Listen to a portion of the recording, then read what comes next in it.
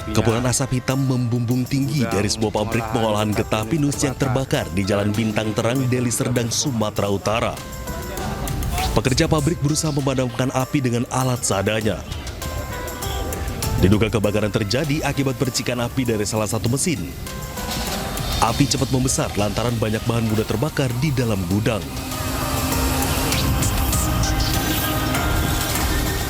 Petugas berhasil memadamkan api dengan mengerahkan 5 unit mobil pemadam kebakaran ke lokasi kejadian.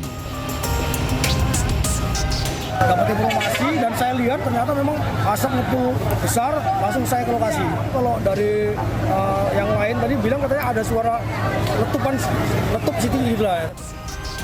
Tidak ada korban jiwa dalam peristiwa ini, namun kerugian diperkirakan mencapai miliaran rupiah. Dari Deli Serdang, Sumatera Utara, Ahmad Ridwan Nasution, iNews melaporkan. Kebakaran menghanguskan 5 rumah di kawasan pertokoan penjualan emas di Makassar, Sulawesi Selatan. Api diduga berasal dari kompor salah satu rumah warga.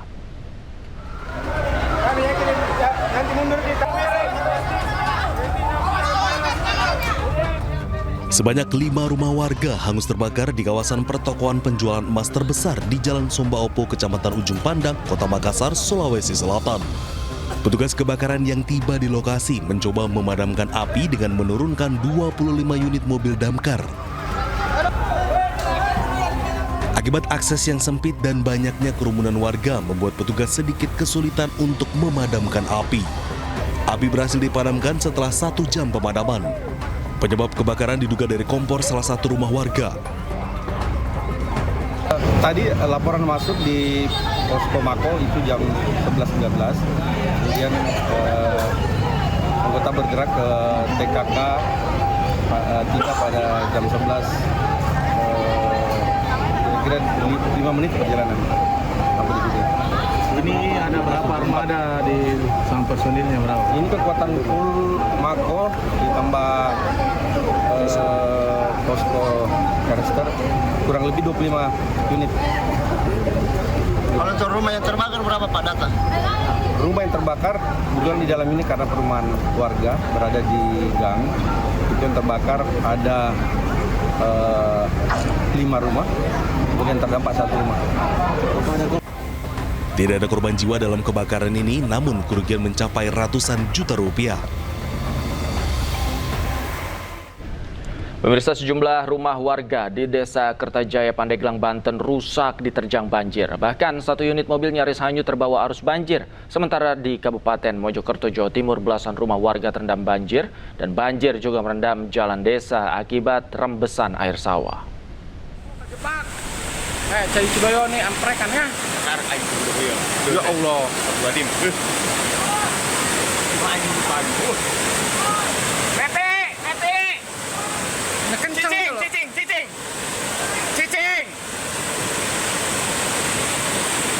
Ulah panik.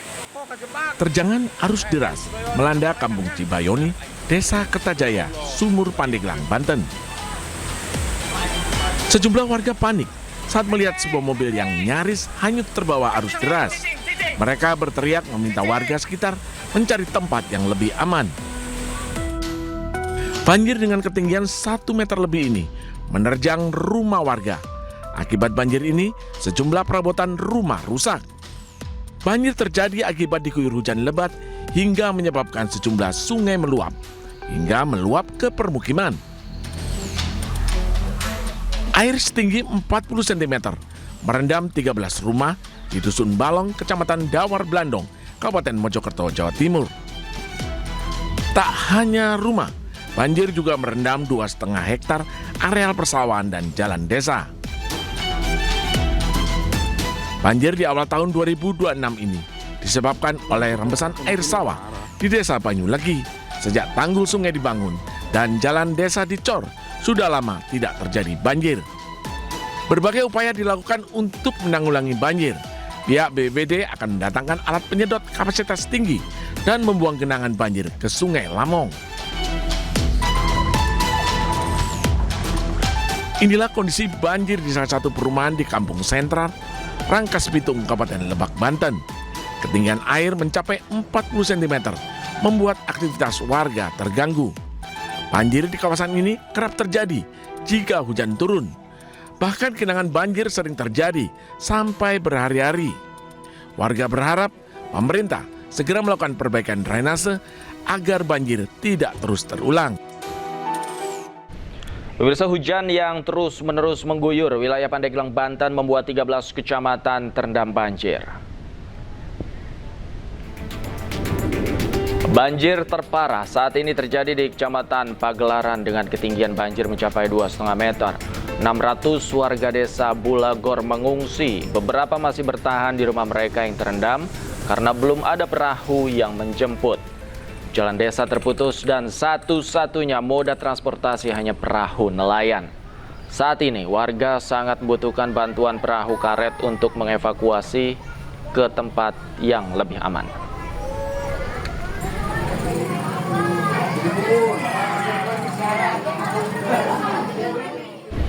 Dan pemirsa, untuk mengetahui informasi terkini kami sudah terhubung dengan jurnalis iNews Iskandar Nasution di Pandeglang, Banten. Selamat sore Iskandar, bagaimana situasi sore hari ini di sana?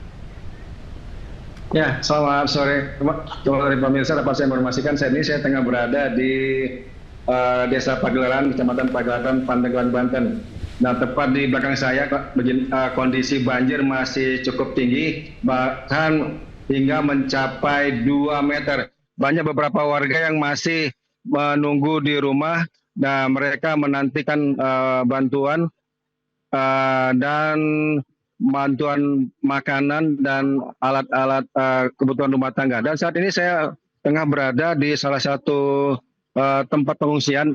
Mereka sudah 2 hari lamanya berada di tempat penampungan sementara ini. Dia merupakan sebuah madrasah.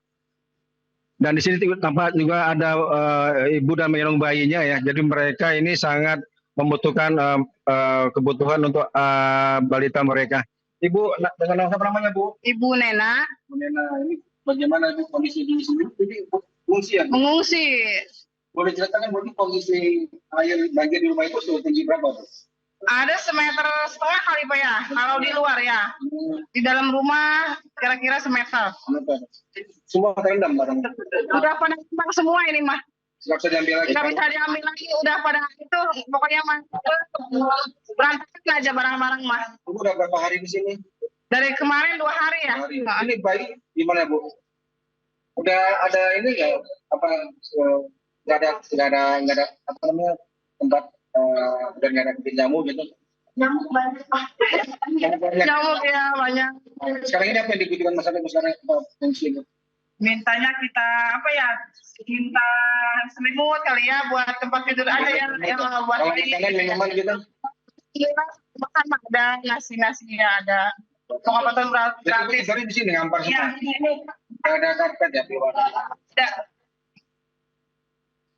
Ya, demikian kondisi salah satu penampungan yang ada di Desa Pagelaran ini sungguh memprihatinkan, di mana memang ketika memang hujan turun, kembali mereka akan mengungsi, dan ini sudah hari keempat banjir yang terjadi di awal tahun ini. Kembali ke studio. Baik, terima kasih Iskandar Nasution melaporkan langsung dari Pandeglang, Banten. Selamat sore, selamat bertugas kembali. Sementara itu pemirsa, seorang warga Cibeber, Cilegon, Banten terseret derasnya arus sungai saat banjir melanda wilayah tersebut. Korban yang sempat terseret sepanjang 500 meter berhasil diselamatkan warga.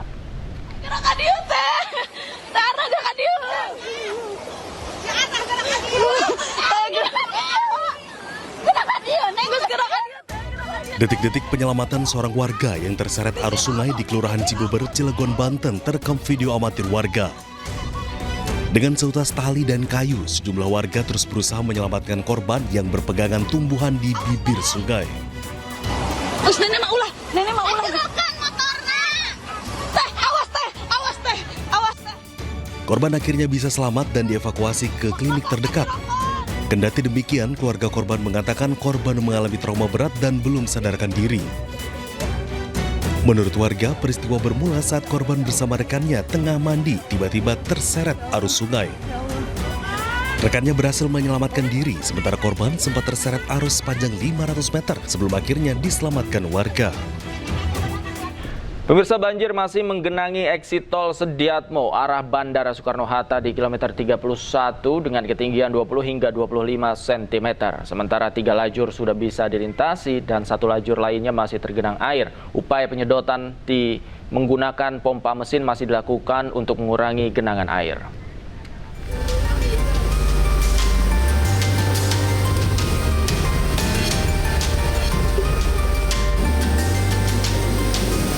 Arus lalu lintas kendaraan di eksit tol Sediatmo kilometer 31400 arah Bandara Soekarno-Hatta masih digenangi air setinggi 20 cm dengan panjang genangan dari gerbang eksit tol sekitar 200 meter. Sementara untuk kendaraan harus memperlambat laju kendaraan mereka karena hanya 2 lajur yang bisa dilintasi. Penyedotan air terus dilakukan oleh petugas dari Balai Besar Wilayah Sungai Ciliwung Cisadane menggunakan pompa mesin sebanyak 3 unit dan 1 unit mesin pompa milik Jasa Marga. Upaya yang telah dilaksanakan, kami koordinasi dengan pengelola, kita sudah berupaya untuk melakukan penyedotan dan disiapkan untuk di KM 31400 ada 4 mobil pompa. Untuk yang di Rawa Bogor 2 mobil pompa. Sementara petugas kepolisian dari PJR juga terus bersiaga di lokasi untuk mengatur lalu lintas agar arus kendaraan berjalan normal. Dari Tangerang, Banten, Hasnugara, iNews melaporkan. Dan pemirsa, untuk mengetahui informasi selengkapnya kami telah terhubung dengan jurnalis iNews Hadisti Nur Arifah di ruas tol Bandara Sediatmo. Selamat sore Hadisti, apakah sore hari ini tol bandara masih tergenang air?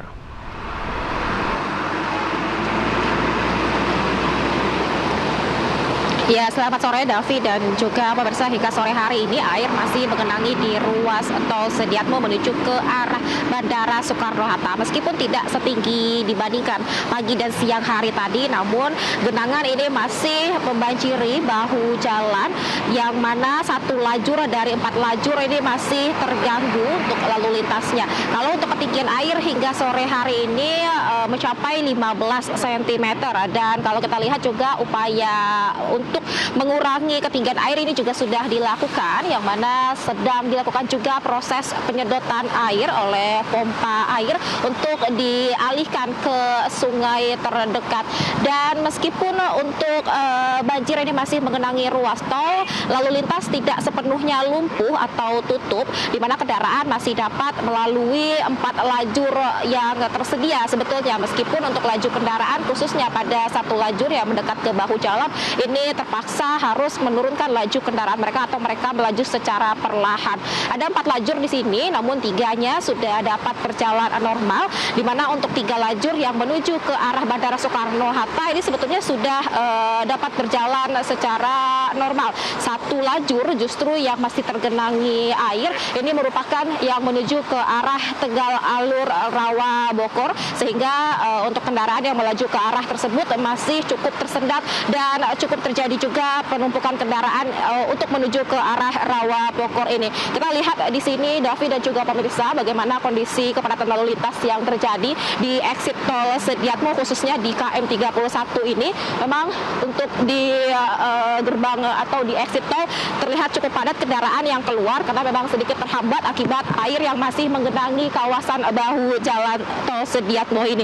Dan memang akibatnya penyebab dari banjir ini maksud kami karena memang titik ruas tol di KM 31 Sediatmo ini menjadi titik terendah di sepanjang tol Sediatmo ini, sehingga dengan intensitas hujan yang cukup tinggi membuat air dengan mudah menggenangi area ini, bahkan sudah terjadi sejak dari malam kemarin hingga sore hari ini, dan perlahan air sudah mulai surut. Begitupun juga untuk petugas gabungan dari kepolisian dan juga Jasa Marga sudah bersiaga di ruas tol ini atau di eksit tol Sediatmo ini untuk mengatur lalu lintas kendaraan agar tetap dapat lewat secara normal dan juga tertib. Kita masih akan terus lihat nanti seperti apa perkembangannya, apakah nanti air ini akan surut dalam waktu yang cepat karena memang prosesnya ini juga masih terus dilakukan dengan upaya penyedotan. Dan kalau nanti hujan ini masih kembali terjadi dengan intensitas yang cukup tinggi, bisa jadi nanti ruas tol ini masih ketinggiannya kembali tinggi seperti dari sebelumnya. Sementara demikian, Davi. Ya, upaya penyedotan masih terus dilakukan di Tol Sediatmo Bandara. Terima kasih Adisti Nur Arifa melaporkan langsung dari Tol Sediatmo, Tangerang, Banten. Selamat bertugas kembali. Pemirsa, banjir masih merendam Jalan Cakung Cilincing, Jakarta Utara. Akibat banjir tersebut, kemacetan panjang hingga 1 km tak terhindarkan.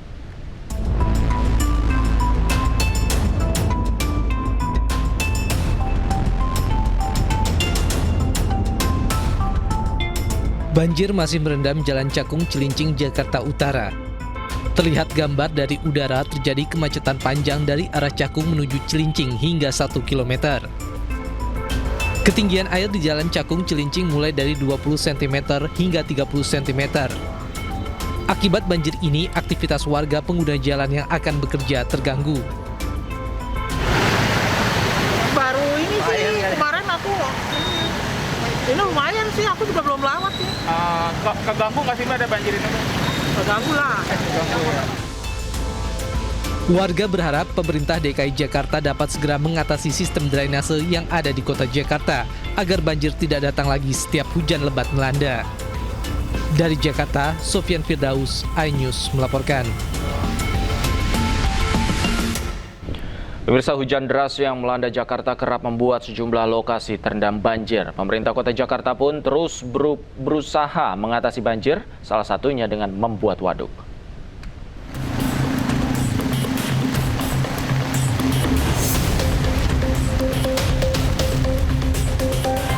Hujan deras yang mengguyur kota Jakarta pada Senin pagi hingga sore menyebabkan sejumlah lokasi lagi-lagi terendam banjir.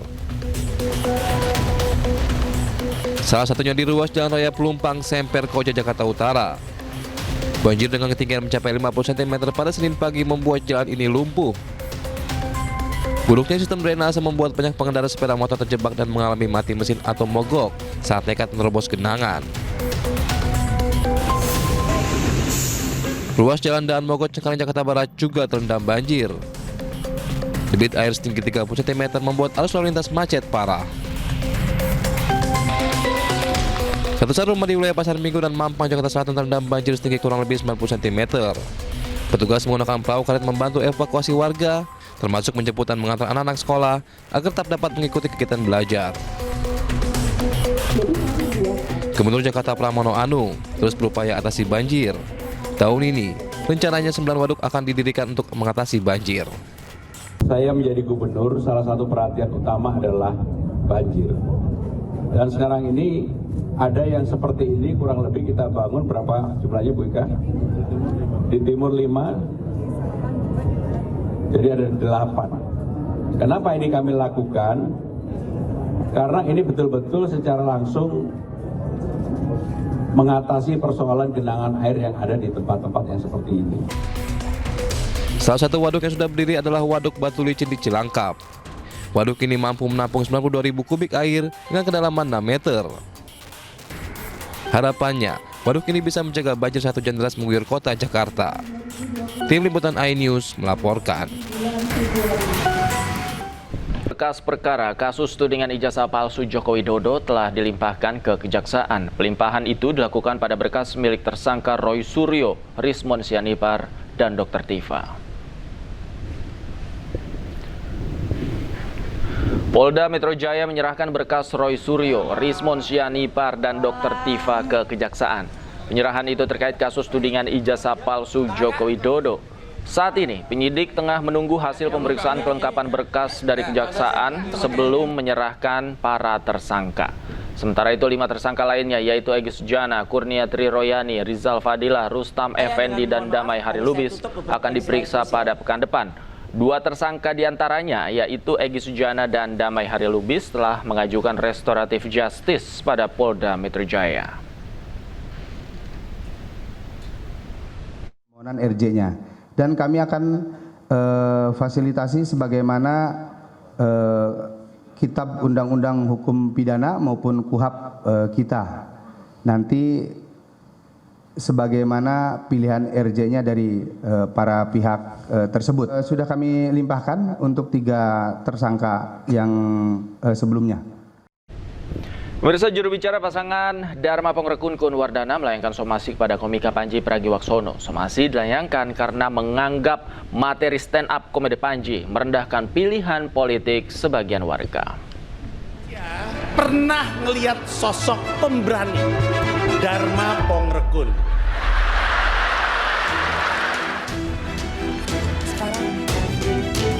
Juru bicara pasangan Dharma Pongrekun Kun Wardana pada Pilkada DKI Jakarta 2024, Ihsan Tualeka, layangan somasi etik terbuka kepada komika dan publik figur Panji Pragiwaksono.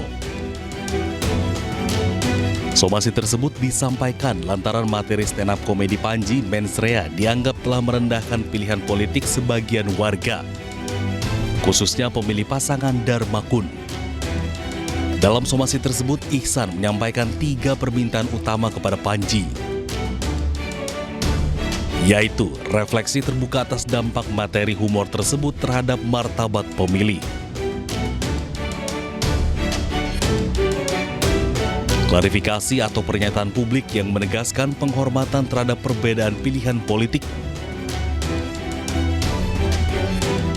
komitmen etik ke depan untuk membedakan kritik gagasan dari perendahan terhadap pemilih.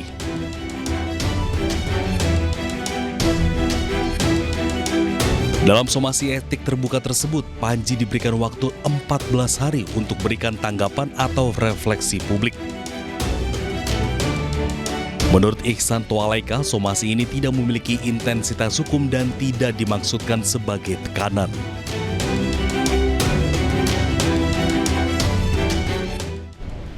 Wirsa komika Panji Pragiwaksono dilaporkan ke Polda Metro Jaya atas dugaan penistaan agama buntut materi stand up komedi Mens Rea.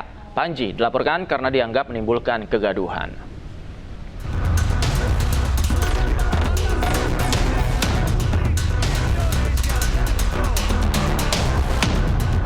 Inilah cuplikan materi stand up komedi dalam pertunjukan Mens Rea yang dibawakan komika Panji Pragiwaksono. Pertunjukan ini berujung pelaporan ke Polda Metro Jaya pada Rabu malam. Panji dilaporkan Angkatan Muda Nahdlatul Ulama dan Aliansi Muda Muhammadiyah karena materi Mens Rea dianggap merendahkan, memfitnah, dan menimbulkan kegaduhan. Kami melaporkan bahwa ada kasus, menurut kami beliau merendahkan, memfitnah, dan cenderung menimbulkan kegaduhan di ruang media dan memecah belah bangsa begitu, menimbulkan keresahan terhadap khususnya kami sebagai anak muda Nahdliyin pun juga teman saya sebagai Aliansi Muda Muhammadiyah begitu. Lanjuti kalau bisa ya secepatnya untuk dipanggil untuk diklarifikasi, dan kalau memang ada berikut dengan bukti-bukti yang kita lampirkan bisa ditindaklanjuti ya secepatnya bisa diproses begitu. Panji itu Sementara Menko Polhukam periode 2019-2024 Mahfud MD dalam podcast Terus Terang menyebut akan membela Panji Pragiwaksono terkait pertunjukan stand up komedi Mens Rea tidak bisa dihukum. Mahfud menyampaikan pandangannya secara lugas terkait hukum, kekuasaan serta ruang kebebasan berpendapat yang dinilainya semakin menyempit. Seterusnya gitu. Panji itu Pak Mahfud mengatakan Gibran mengantuk, ya. Itu kan subjektif sekali kalau nanti dianggap bahwa ini menghina atau mengkritik. Dua hal. Pertama, orang bilang orang mengantuk tuh masa menghina. Misalnya Mas Yusuf, kamu kok ngantuk? Kan apa-apa orang ngantuk biasa. Kita bisa mengatakan begitu Pak, tapi kalau aparat hukumnya mengatakan masuk kategori menghina. Tapi kalau itu dianggap menghina, khusus untuk kasus Panji Pragiwaksono ini, tidak bisa dihukum. Tidak bisa dihukum. Tidak bisa dihukum. Karena ketentuan ini dimuat di dalam KUHP baru yang berlaku sejak tanggal 2. Oh, karena waktunya dia belum mengatakan berlaku. Bulan Desember. Iya.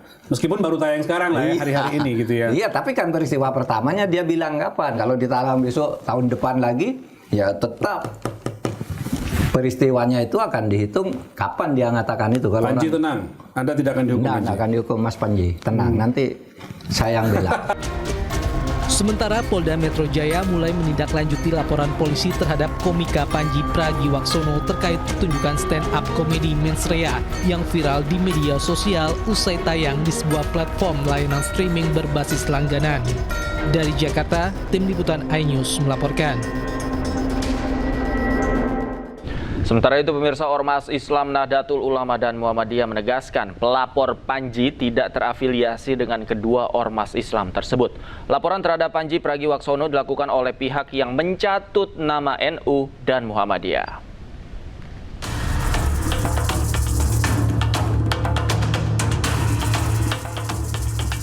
Panggung komedi tanah air menjadi sorotan usai materi dalam tayangan bertajuk Mens Rea, komika Panji Pragiwaksono dilaporkan ke polisi.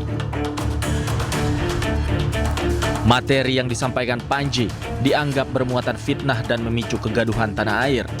Akibatnya, kelompok yang mengatasnamakan sebagai Angkatan Muda Nahdlatul Ulama dan Aliansi Muda Muhammadiyah melaporkan Panji ke polisi.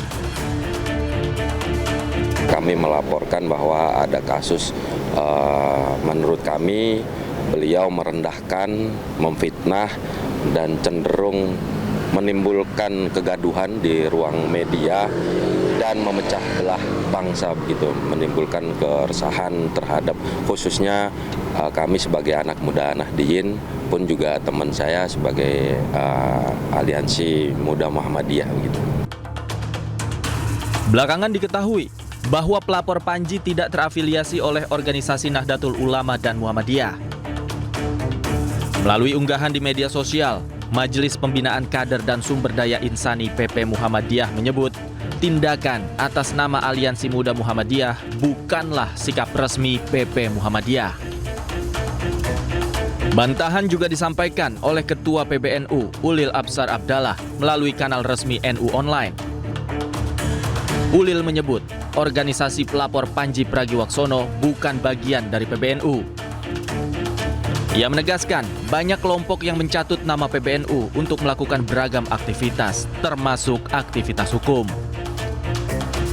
Ulil menyebut bahwa masyarakat butuh ruang humor dan menyayangkan jika komika dilaporkan akibat materi stand-up-nya. Pertunjukan stand-up komedi Mens Rea Panji Pragiwaksono viral di media sosial usai tayang di sebuah platform layanan streaming berbasis langganan. Sebelumnya, Mens Rea sudah lebih dulu hadir dalam tur 10 kota di Indonesia sepanjang tahun 2025. Tim Liputan iNews melaporkan.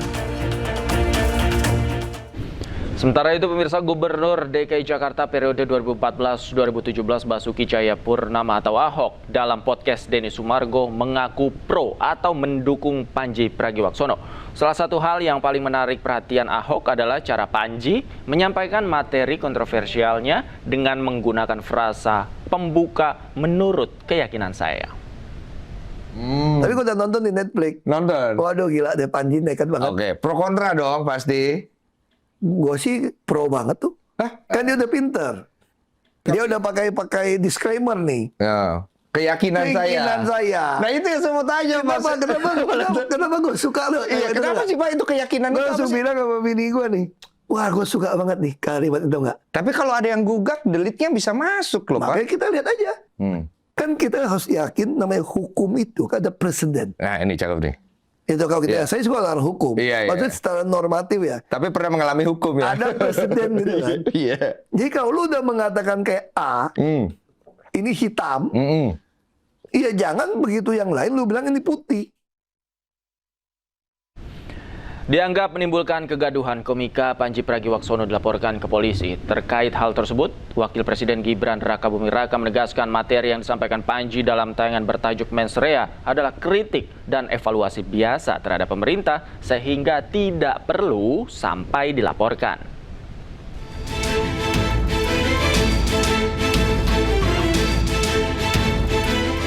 Panji Pragiwaksono ramai mendapat sorotan terkait materi stand-up komedi Mens Rea miliknya. Bahkan, Angkatan Muda Nahdlatul Ulama dan Aliansi Muda Muhammadiyah membuat laporan ke Polda Metro Jaya terhadap Panji karena dianggap menimbulkan kegaduhan. Terkait hal itu, Wakil Presiden RI Gibran Rakabuming Raka menyampaikan tidak perlu sampai dilaporkan. Materi yang disampaikan Panji sebagai bentuk kritik dan evaluasi biasa terhadap pemerintah.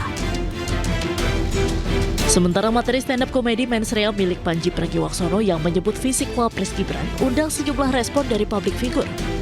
Musisi sekaligus dokter bedah plastik Dr. Teguh Adi Fitrian atau Tompi merespon materi stand up komedi mensreal milik Pandji Pragiwaksono yang menyebut mata Wakil Presiden RI Gibran Rakabuming Raka ngantuk.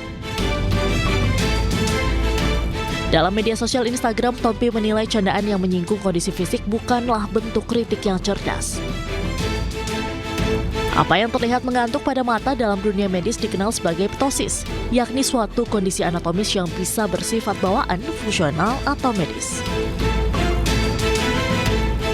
Tompi juga menegaskan bahwa martabat manusia seharusnya tidak menjadi punchline atau kalimat pamungkas dalam humor. Meski demikian, Tompi tetap mengapresiasi materi stand-up komedi mensreal milik Pandji yang dinilainya keren. Sementara itu, melalui media sosial X, Dr. Tifauzia Tiasuma menyebut lebih baik dikatain ngantukan daripada ptosis.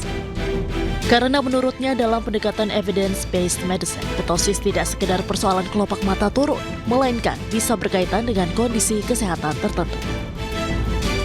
Tim Liputan News melaporkan. Komika Pandji Pragiwaksono merespon terkait laporan polisi yang ditujukan kepadanya imbas dari materi stand-up komedinya dalam pertunjukan mensrea yang dinilai membuat kegaduhan.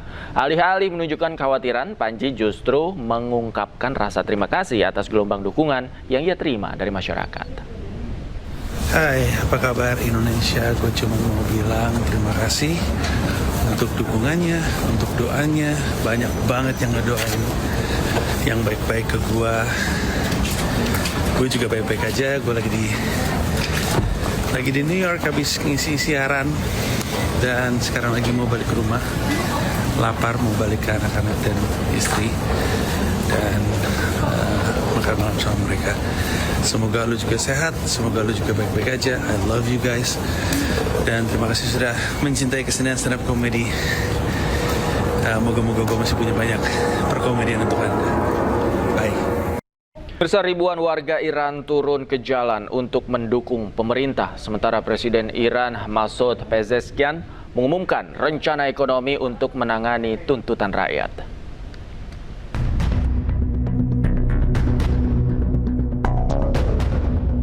Ribuan warga Iran ikut serta dalam unjuk rasa besar-besaran pada hari Senin di Gilan, Teheran untuk mendukung pemerintah Iran dan mengecam kerusuhan akibat protes nasional selama beberapa minggu terakhir.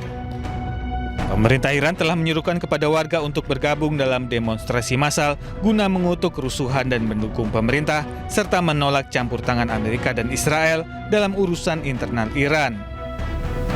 Presiden Iran Masoud Pezeshkian mengumumkan rencana ekonomi untuk menangani tuntutan rakyat. Ratusan demonstran juga terlihat berpawai di jalan-jalan Bandar Abbas, Provinsi Hormozgan Selatan. Sementara itu, pemimpin tertinggi negara Iran, Ali Khamenei, menegaskan bahwa Iran tidak akan mengampuni para perusuh.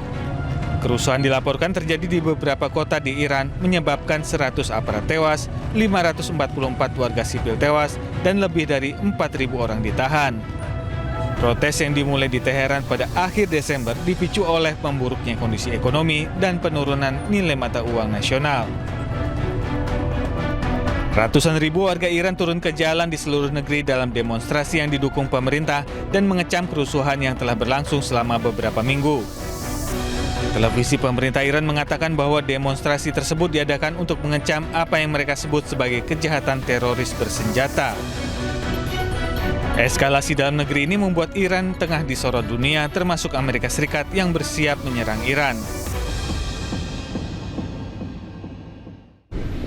Sementara itu, Kedutaan Besar Amerika Serikat di Iran menyerukan warganya untuk segera meninggalkan Iran. Pernyataan ini dikeluarkan di tengah kemungkinan serangan Amerika Serikat ke Iran.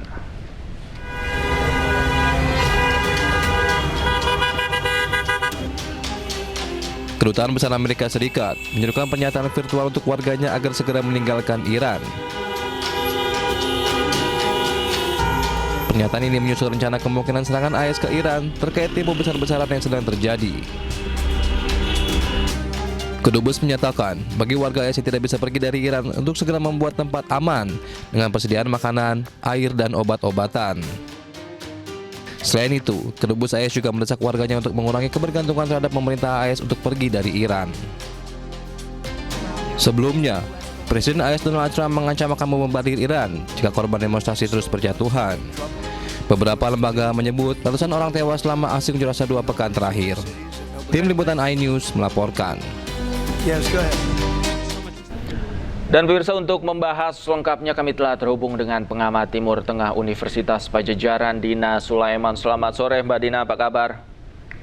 Selamat sore Mas Davi, baik, alhamdulillah. Alhamdulillah baik ya. Mbak Dina, kita lihat eskalasi di Iran ini terus meningkat. Kemudian terakhir Amerika Serikat sudah meminta warga negaranya meninggalkan negara itu. Banyak orang yang takut bahwa ini adalah awal perang dunia ketiga antara Amerika Serikat dan Iran. Bagaimana analisa Anda? Baik, pertama kalau dari sisi eskalasi justru yang terjadi kalau kita melihat atau mengikuti pemberitaan dari dalam Iran sendiri ya, eskalasinya justru jauh menurun. Kenapa? Karena memang sudah berhenti aksi-aksi demo yang melakukan kekerasan itu, dan kemudian yang justru terjadi kemarin di hari Senin itu adalah demo tandingan yang jumlahnya jauh lebih masif daripada demo yang anarkis dan ingin menggulingkan pemerintahan. Nah, kemudian juga kalau dari sisi misalnya ada pernyataan seruan dari pemerintah Amerika untuk warga Amerika segera keluar, itu saya pikir bentuk perang psikologis saja ya, karena memang warga Amerika Serikat kan juga sangat sedikit di Iran karena kedua negara tidak punya hubungan diplomatik kan, sehingga ini saya pikir upaya untuk terus menekan pemerintah Iran ya, agar mungkin ya supaya tunduk, supaya mengikuti apa yang diinginkan oleh Amerika Serikat. Tapi kalau dari sisi realnya memang kedua negara terlihat memang sudah bersiap-siap ya. Misalnya Iran itu sudah diberitakan sudah mempersiapkan banyak hal, sudah mengaktifkan berbagai pertahanan udaranya, dan kemudian juga Amerika Serikat juga sudah bersiap-siap di pangkalan udaranya masing-masing dengan sistem sistem yang didukung oleh kekuatan elektronik. Saya pikir kemungkinan perangnya itu ya 50-50 ya. Ada kemungkinan memang akhirnya Amerika Serikat menyerang, tapi bisa juga terus mempertahankan status quo ya. Artinya tetap bersiap-siap tapi tidak ada saling serang. Baik. Mbak Dina, ini permintaan negosiasi juga sudah dilakukan kan antara Iran dan Amerika Serikat. Bagaimana kemudian proses negosiasi ini bisa menentukan langkah kedua negara berikutnya? Apakah memang akan saling menyerang atau tidak?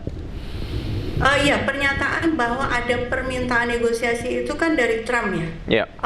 Sementara kalau dari pihak Iran sendiri, berita terakhir justru tidak ada tuh pernyataan resmi bahwa ingin bernegosiasi. Bahkan justru yang karena kejadiannya baru kemarin itu demo yang luar biasa besar menyatakan dukungan kepada pemerintah, itu justru betul-betul anti Amerika gitu ya, betul-betul menyatakan tidak akan tunduk dan akan terus melakukan perlawanan. Sebenarnya mungkin ada pertanyaan lanjutan dari publik, ini kenapa sih kok harus berantem dua negara gitu ya? Sebenarnya kan akarnya dari Israel sebetulnya ya, karena Iran yang memiliki kekuatan rudal dan bisa menjangkau langsung ke Israel, dan dikhawatirkan oleh Amerika dan Israel punya kekuatan nuklir juga, itu merupakan ancaman buat Israel, sehingga Amerika Serikat betul-betul ingin melakukan penggulingan rezim di Iran supaya ada pemerintahan baru yang tidak lagi melakukan perlawanan terhadap Iran dan Israel. Artinya Amerika dan Israel maksud saya. Artinya faktor krisis ekonomi yang selama ini misalnya digembor-gemborkan oleh Amerika Serikat yang menjadi alasan utama apa yang terjadi di Iran, ini juga bagian dari propaganda Amerika Serikat. Nah, kalau ekonomi ini berbeda ya, bahwa ekonomi di Iran itu sulit, iya memang betul sulit gitu ya, harga-harga naik, harga bahan pokok naik, bensin naik gitu. Cuma rakyat Iran ini punya literasi politik yang tinggi, mereka tahu bahwa ini sebagian memang kesalahan manajemen pemerintah gitu, tapi sebagian besar juga ada sebabnya adalah karena embargo dari Amerika Serikat. Embargo itu kan artinya Iran tidak leluasa menjual minyaknya, menjual produksi industrinya ke negara luar karena negara-negara lain takut disanksi oleh Amerika Serikat. Akibatnya penjualan barang-barang Iran termasuk minyak itu kepada negara-negara yang berani saja, misalnya China misalnya ya, tapi dengan harga yang sangat rendah, dan kemudian atau misalnya lewat pasar gelap, sehingga memang pemasukan negara sangat sedikit gitu dibanding kalau seandainya dibebaskan saja oleh Amerika Serikat untuk menjual minyak dan berbagai barang industrinya. Nah, situasi ini jadi ada dua faktor di sini. Nah, rakyat Iran itu memahami bahwa ini memang ada situasi ekonomi berat dan harusnya pemerintah melakukan sesuatu dong. Tapi mereka tidak ingin sistem pemerintahannya dibubarkan. Nah, ini yang ada dua hal di sini yang perlu kita pahami bersama. Analoginya gini, di Indonesia kan juga ada aksi demo ya, banyak ya untuk memprotes kebijakan pemerintah misalnya. Tapi apakah orang Indonesia pengennya Indonesia bubar gitu, NKRI bubar, Pancasila digantikan? Enggak ya. Tetap Indonesianya tetap seperti Indonesia ini, cuma mengharapkan ada perubahan-perubahan kebijakan. Yang terjadi di Iran juga seperti itu ya, demo soal masalah ekonomi itu real, tapi juga mereka sebagian besar dibuktikan dengan yang hadir di aksi demo kemarin itu tidak ingin ada perubahan pemerintahan, sistem pemerintahannya tetap dipertahankan. Apalagi kan memang terbukti juga secara terbuka Amerika Serikat, Israel itu justru memprovokasi rakyat Iran untuk terus turun ke jalan untuk melawan pemerintah. Nah, ini yang tidak diterima oleh sebagian besar orang Iran.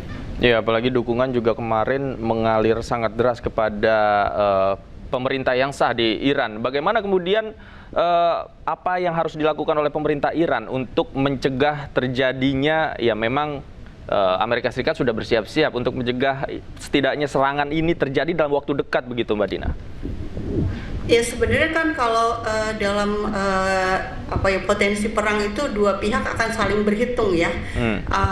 Jadi makanya saya sampaikan tadi ada kedua kemungkinan, ada yang berani mengambil resiko atau tidak, karena resikonya sama-sama besar ya. Seandainya misalnya Amerika Serikat betul-betul menyerang Iran sudah selain sudah punya pertahanan udaranya juga sudah diaktifkan, dia juga ada track record juga ya, berani menyerang pangkalan militer Amerika Serikat di Qatar, dan pangkalan militer Amerika Serikat di Timur Tengah itu semua dalam jangkauan rudal-rudalnya Iran. Nah, Amerika Serikat saya pikir tidak akan berhitung ya dengan risiko ini. Belum juga jalur ini Selat Hormuz itu ada sepertiga minyak dunia lewat di sana. Seandainya ditutup oleh Iran, itu ekonomi global betul-betul ada kesulitan ya. Pasti Amerika juga berhitung di situ. Jadi kemungkinan memang akan ada kayak istilahnya mempertahankan status quo ya, bersiap-siap saling mengancam, tapi kemungkinan tidak melakukan serangan, atau ala Amerika ya, melakukan serangan tapi setelah itu dia pula yang menyatakan oke, serangan sudah selesai dan situasinya ada gencatan senjata gitu. Seperti yang di bulan Juni kemarin kan situasinya kayak gitu ya. Ya, itu tipikal Amerika Serikat ya yang sudah mereka lakukan. Kemudian yang menarik adalah penyebab demonstrasi di internal negara Iran sendiri. Ada yang mengatakan bahwa ada juga campur tangan Israel atau Amerika Serikat pada demonstrasi pertama pada waktu itu. Sebenarnya seperti apa? Kalau campur tangan Amerika saya pikir sudah sangat jelas ya, karena ini polanya itu udah berulang puluhan tahun ya, aksi demo, kemudian akhirnya media barat, para pejabat Amerika kemudian menyatakan ini pemerintahan Iran harus turun dan seterusnya, tapi kemudian akhirnya bisa reda, kemudian muncul lagi. Nah, apalagi yang sekarang ini yang itu pemerintah Amerika itu udah belak-belakan banget gitu ya, maksudnya Trump itu betul-betul mengatakan oke, kalau ada demonstran yang terbunuh, Amerika akan turun untuk membantu misalnya. Terus kemudian mantan menlunya Trump yang namanya Mike Pompeo itu juga secara terbuka mengatakan selamat tahun baru untuk warga Iran yang di jalanan dan agen Mossad yang bersama mereka. Jadi betul-betul belak-belakan bahwa memang ada agen Mossad gitu ya. Dan kemudian juga kan ada fasilitas Starlink juga ya, ada 40.000 unit itu diberitakan itu sudah ada di Iran, sehingga kan jadi pertanyaan loh ini dari mana, dan kemudian ya di Jerusalem Post juga memberitakan bahwa memang Mossad memberikan instruksi dalam bahasa Farsi ya kepada orang-orang Iran. Baik. Oke, baik. Terima kasih Mbak Dina. Tentu kita harapkan bersama eskalasi di Iran ini bisa segera turun, kondisinya kembali normal ya. Tentu saja ini juga berpengaruh pada geopolitik di dunia. Terima kasih Mbak Dina. Selamat sore, sehat selalu. Sama-sama. Militer Israel kembali langgar gencatan senjata dan melancarkan serangan ke Lebanon. Ledakan terlihat di kota Kfar Hatta pada hari Minggu. Serangan menewaskan sedikitnya 1 orang dan merusak sejumlah bangunan yang diklaim Israel sebagai milik Hizbullah. Sebelum serangan ini, militer Israel sempat mengeluarkan perintah evakuasi. Sejak gencatan senjata, Israel telah melancarkan lebih dari 600 serangan udara ke Lebanon. Allahu Akbar!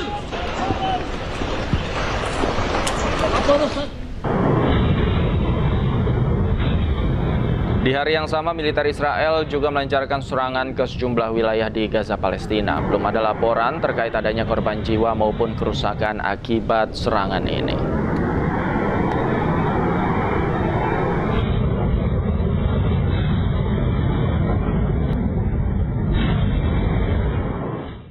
Kembali di Anju Sore, pemirsa, banjir masih menggenangi exit tol Sediatmo arah Bandara Soekarno-Hatta di kilometer 31 dengan ketinggian 20 hingga 25 cm. Sementara 3 lajur sudah bisa dilintasi dan 1 lajur lainnya masih tergenang air. Upaya penyedotan menggunakan pompa mesin masih dilakukan untuk mengurangi genangan air.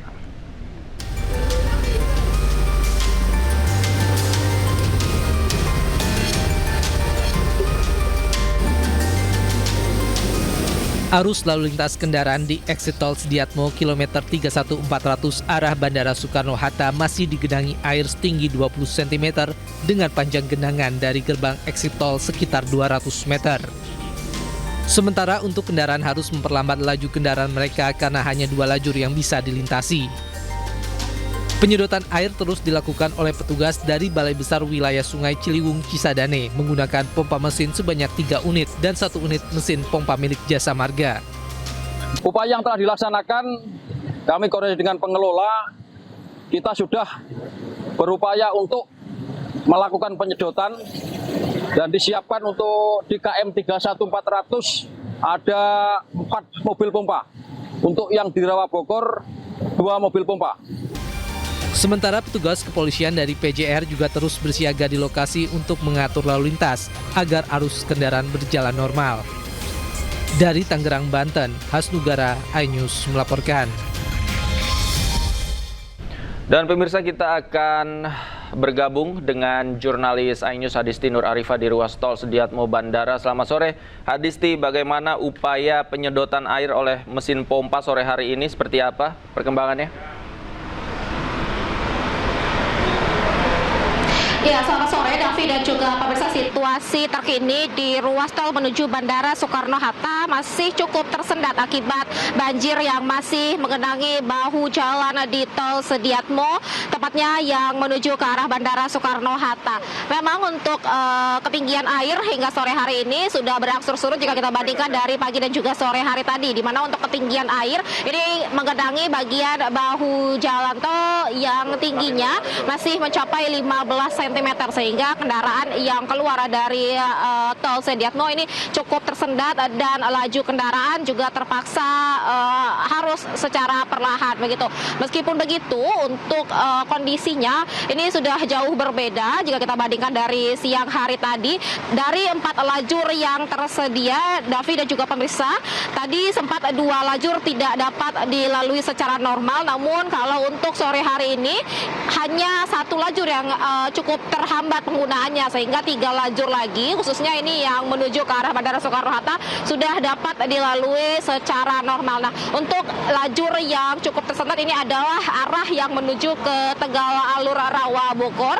Namun kalau untuk yang ke arah Bandara Soekarno-Hatta sebetulnya ini sudah dapat berjalan secara normal pada saat keluar dari exit tol Sediatmo ini. Karena untuk ketersendatan ini terjadi, kepadatannya terjadi pada gerbang tol Sediatmo ini. Dan upaya dari pihak kepolisian dan juga jasa marga ini terus dilakukan hingga sore hari ini, di mana mereka juga mengupayakan untuk mengurangi ketinggian banjir dengan cara menyedot air ini, kemudian dialihkan pada kali di sekitar yang berada di ruas tol Sediatmo ini. Kemudian juga petugas kepolisian berada di lokasi untuk mengatur kondisi lalu lintas agar kendaraan yang lewat ini masih dapat lewat secara aman dan juga tertib. Kemudian juga terkait banjir yang mengenangi kawasan tol Sediatmo ini, khususnya di exit tol Sediatmo ini, karena titik ini merupakan titik terendah dari sepanjang ruas tol Sediatmo, sehingga dengan tingginya intensitas hujan yang turun sejak dari kemarin hingga hari ini membuat air dengan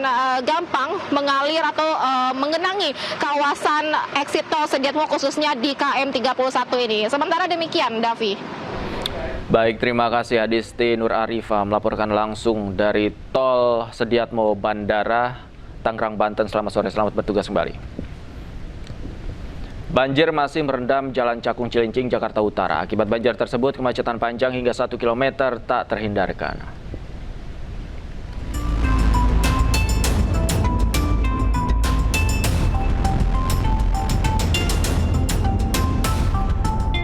Banjir masih merendam Jalan Cakung Cilincing, Jakarta Utara. Terlihat gambar dari udara terjadi kemacetan panjang dari arah Cakung menuju Cilincing hingga 1 km. Ketinggian air di Jalan Cakung Cilincing mulai dari 20 cm hingga 30 cm.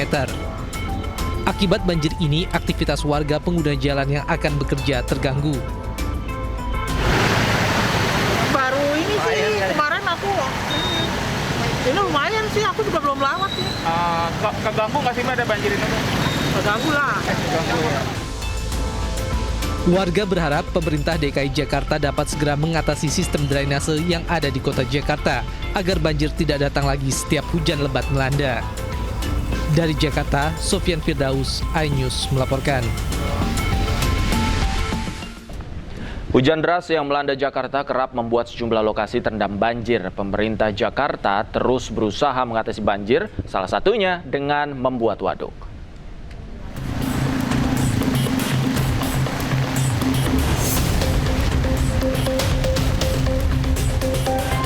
Hujan deras yang mengguyur kota Jakarta pada Senin pagi hingga sore menyebabkan sejumlah lokasi lagi-lagi terendam banjir. Salah satunya di ruas Jalan Raya Pelumpang, Semper, Koja, Jakarta Utara. Banjir dengan ketinggian mencapai 50 cm pada Senin pagi membuat jalan ini lumpuh. Buruknya sistem drainase membuat banyak pengendara sepeda motor terjebak dan mengalami mati mesin atau mogok saat nekat menerobos genangan. Ruas Jalan Daan Mogot, Cengkareng, Jakarta Barat juga terendam banjir. Debit air setinggi 30 cm membuat arus lalu lintas macet parah. Ratusan rumah di wilayah Pasar Minggu dan Mampang, Jakarta Selatan terendam banjir setinggi kurang lebih 90 cm. Petugas menggunakan perahu karet membantu evakuasi warga, termasuk menjemput dan mengantar anak-anak sekolah agar tetap dapat mengikuti kegiatan belajar. Gubernur Jakarta Pramono Anung terus berupaya atasi banjir. Tahun ini, rencananya 9 waduk akan didirikan untuk mengatasi banjir. Saya menjadi gubernur, salah satu perhatian utama adalah banjir. Dan sekarang ini ada yang seperti ini kurang lebih kita bangun berapa jumlahnya Bu Ika? Di timur 5, jadi ada 8. Kenapa ini kami lakukan? Karena ini betul-betul secara langsung mengatasi persoalan genangan air yang ada di tempat-tempat yang seperti ini. Salah satu waduk yang sudah berdiri adalah Waduk Batu Licin di Cilangkap. Waduk ini mampu menampung 92.000 kubik air dengan kedalaman 6 meter. Harapannya, waduk ini bisa menjaga banjir saat hujan deras mengguyur kota Jakarta. Tim Liputan iNews melaporkan.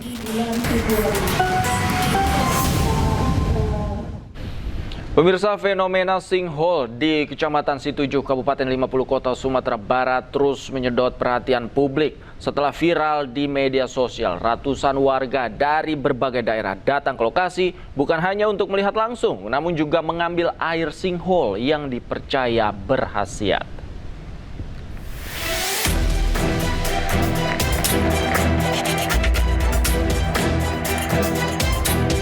Lokasi lubang raksasa atau sinkhole di area persawahan Kabupaten 50 Kota Sumatera Barat terus didatangi warga.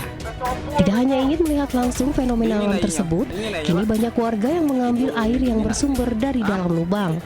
Di lokasi juga telah terpasang pipa untuk mengaliri air yang berasal dari sinkhole, sehingga memudahkan warga untuk mengambil airnya.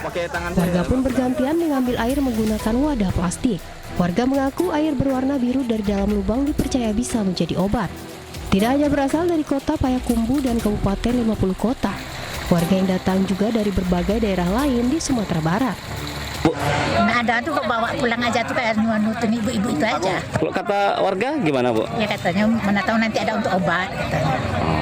Nah kata orang untuk obat, tapi dicoba dulu. Dari hari Senin itu banyak masyarakat yang ngambil air di sini katanya untuk obat. Nah, sebagian untuk obat kaki. Ada yang udah 2 kali katanya ada ansurannya itu katanya. Sejak viral di media sosial, sinkhole atau lubang besar yang muncul di area persawahan Jorong Tepi kini menjadi objek wisata dadakan. Setiap hari puluhan hingga ratusan warga datang untuk melihat langsung fenomena tersebut. Dari Kabupaten 50 Kota Sumatera Barat, Agung Sulistyo, iNews melaporkan.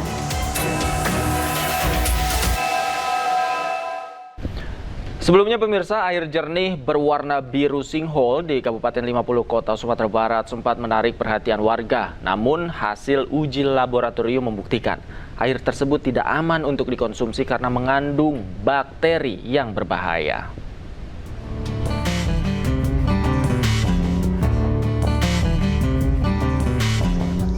Pemeriksaan kualitas air sinkhole dilakukan melalui uji cepat oleh Puskesmas Situju dan dilanjutkan dengan pemeriksaan di Laboratorium Kesehatan Daerah Provinsi Sumatera Barat yang telah terakreditasi.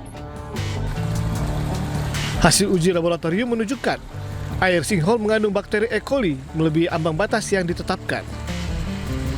Keberadaan bakteri E. coli menunjukkan air yang telah tercemar kotoran manusia atau hewan yang berpotensi mengandung bakteri penyebab penyakit seperti Salmonella dan Shigella.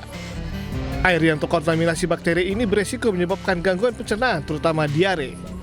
Ditemukan beberapa yang tidak layak, yang tidak normal harusnya. Misalnya E. coli itu di air yang layak langsung minum itu 0. Kita menemukan 11. Kemudian ada kuman total coliformnya ada 234 yang harusnya juga 0.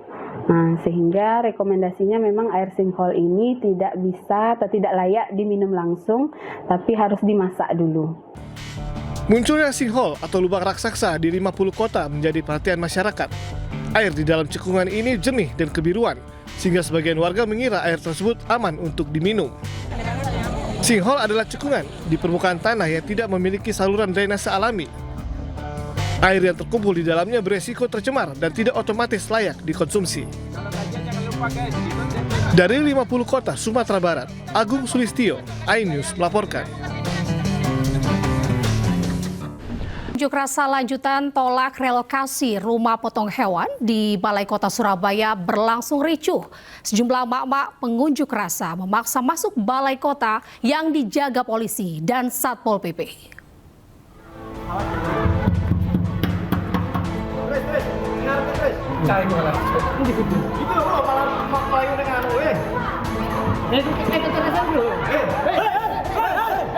Aksi unjuk rasa lanjutan penolakan relokasi rumah potong hewan Pegirian di Balai Kota Surabaya berlangsung ricuh. Sejumlah emak-emak pengunjuk rasa memaksa masuk Balai Kota untuk menemui Wali Kota Surabaya Eri Cahyadi. Para pengunjuk rasa menolak direlokasi ke rumah potong hewan di Tambak Oso Wilangun karena lokasinya jauh dari tempat tinggal mereka. Nggak mau dipindah soalnya rawan di sana, tempatnya kecil Pak, kecil. Nggak layak dipakai Pak. Mulai abah saya hidup sampai meninggal, tetap ada RPH. Kenapa baru sekarang dipindah ke DPRD Pak Erik? Dipindah, nggak mau dipindah. Sebelumnya sejumlah pengunjuk rasa telah menolak relokasi RPH Pegirian di kantor DPRD dan sempat ditemui oleh pihak pemerintah Surabaya. Namun pertemuan tidak memperoleh titik temu. bahwa program ini sudah sejak tahun 2016 yang kemudian sudah direncana dalam rencana pembangunan kota, penataan kota, yang mana kemudian pemerintah kota juga saat ini lagi melakukan penataan untuk kawasan religi. Dan kemudian kita juga sudah jelaskan secara gamblang tentang pelaksanaannya itu direncanakan dilaksanakan setelah Lebaran Idul Fitri. Meski tidak bisa bertemu dengan Wali Kota Surabaya, mereka mengancam tetap menggelar kembali demo hingga tuntutannya dipenuhi. Dari Surabaya, Jawa Timur, Hari Tambayong, iNews melaporkan. Pemirsa, Presiden Prabowo Subianto meresmikan SMA Taruna Nusantara Kampus Malang di Pagak, Kabupaten Malang, Jawa Timur. Peresmian itu menandai komitmen pemerintah dalam memperkuat pendidikan berbasis karakter, kepemimpinan, dan juga wawasan kebangsaan bagi generasi muda. Bismillahirrahmanirrahim.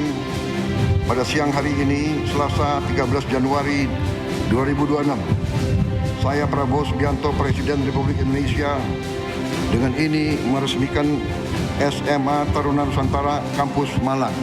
Peresmian SMA Taruna Nusantara di Malang, Jawa Timur ini menjadi simbol keseriusan negara dalam mencetak generasi muda yang disiplin, berkarakter, dan memiliki jiwa kepemimpinan kuat dalam membangun bangsa Indonesia. Dengan demikian, melalui pendidikan di sekolah ini, Presiden Prabowo berharap bisa memutus mata rantai pemimpin yang tidak amanah.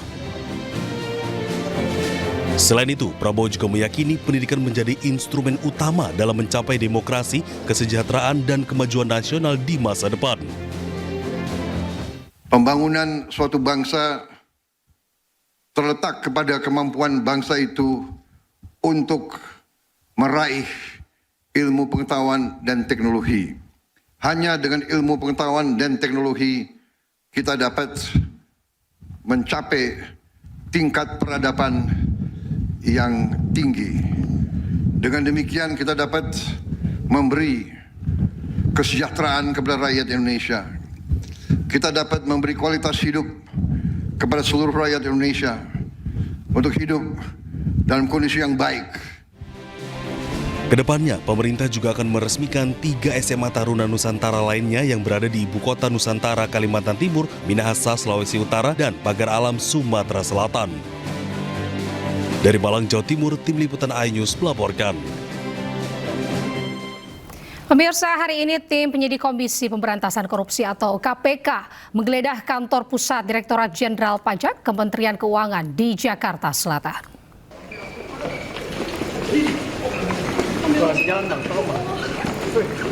Keluar dari gedung Ditjen Pajak, penyidik KPK membawa 1 koper hitam. Alasan penyidik menggeledah kantor Ditjen Pajak Kemenq untuk mencari bukti-bukti tambahan yang dibutuhkan dalam penyidikan dugaan suap pengurangan nilai pajak. Dugaan suap pemeriksaan pajak PTWP pada Direktorat Jenderal Pajak Kementerian Keuangan periode 2021 hingga 2026 menjerat Kepala Kantor Pelayanan Pajak Madya Jakarta Utara. Sebelumnya KPK menetapkan 5 tersangka dalam kasus dugaan suap pengadaan pemeriksaan pajak di lingkungan KPP Madya Jakarta Utara setelah melakukan operasi tangkap tangan pada Jumat lalu. Selain itu juga penyidik tentu akan menelusuri, akan melacak kemana saja aliran uang yang terkait dengan perkara ini. Oleh karena itu, hari ini penyidik melanjutkan kegiatan penggeledahannya di kantor pusat Ditjen Pajak di Jalan Gatot Subroto. Saat ini penyidikan penggeledahan masih berlangsung. Tentu penyidik mencari bukti-bukti tambahan untuk mempertebal, untuk memperkuat dari apa yang sudah didapatkan dari penggeledahan sebelumnya. Ya, karena memang kita masih akan terus menelusuri, termasuk proses ataupun tahapan dari penilaian dan pemeriksaan ini seperti apa peran-peran yang dilakukan pihak-pihak di kantor pusat Ditjen Pajak. Ya. Dan pemirsa, untuk mengetahui informasi selengkapnya, kita telah terhubung dengan jurnalis iNews Wenda Nura di kantor pusat Ditjen Pajak Jakarta Selatan. Selamat sore Wenda Nura.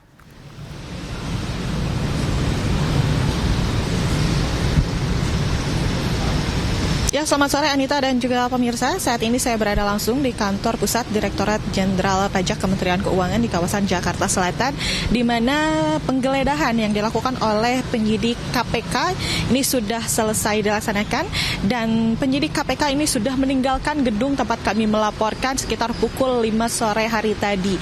Dan pada penyidik KPK ketika meninggalkan gedung ini terlihat membawa sejumlah koper yang pasti kami belum mendapatkan informasi langsung ataupun informasi resmi mengenai berapa koper yang dibawa oleh para penyidik KPK. Yang pasti kalau kami melihat ini lebih dari 5 koper, Anita. Dan kembali kami informasikan, kami belum mendapatkan informasi juga mengenai apa saja yang disita dari penggeledahan tersebut begitu.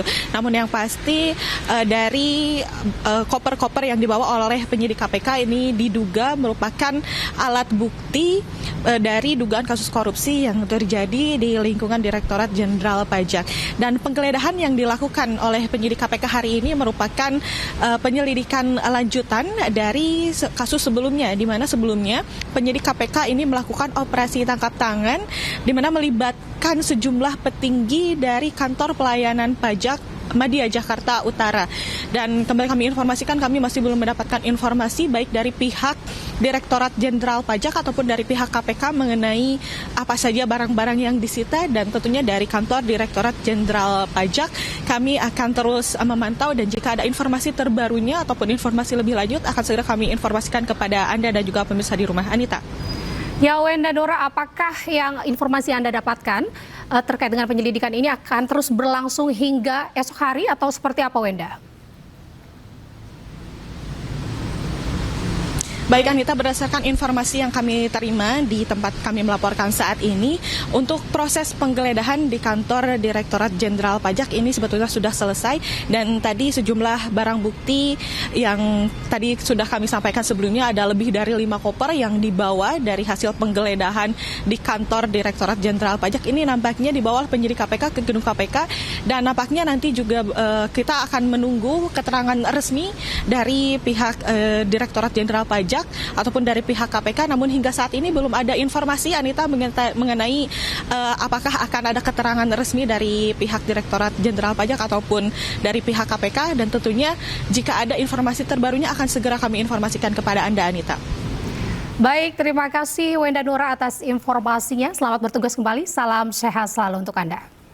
Ya, kebakaran menghanguskan 5 rumah di kawasan pertokoan penjualan emas di Jalan Somba Opu, Makassar, Sulawesi Selatan. Api diduga berasal dari kompor salah satu rumah warga.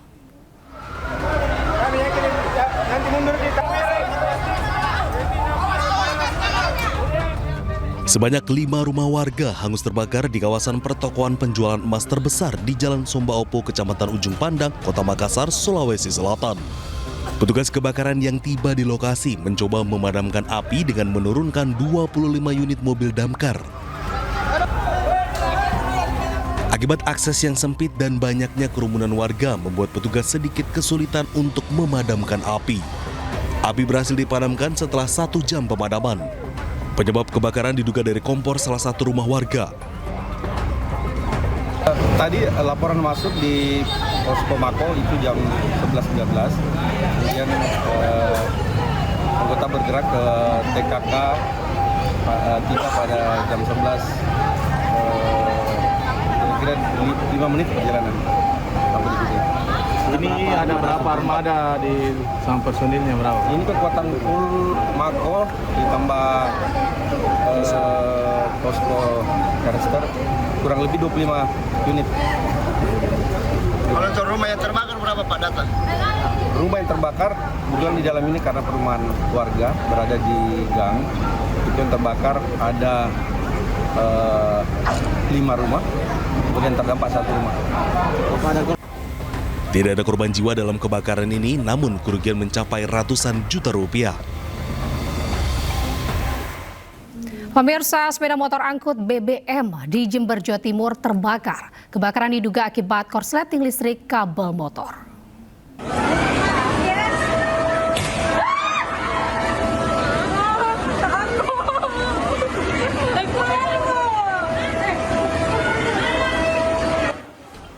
Direkam oleh warga, sebuah motor yang habis terbakar di Jalan Raya Desa Batu Urip, Kecamatan Sumber Baru, Jember, Jawa Timur.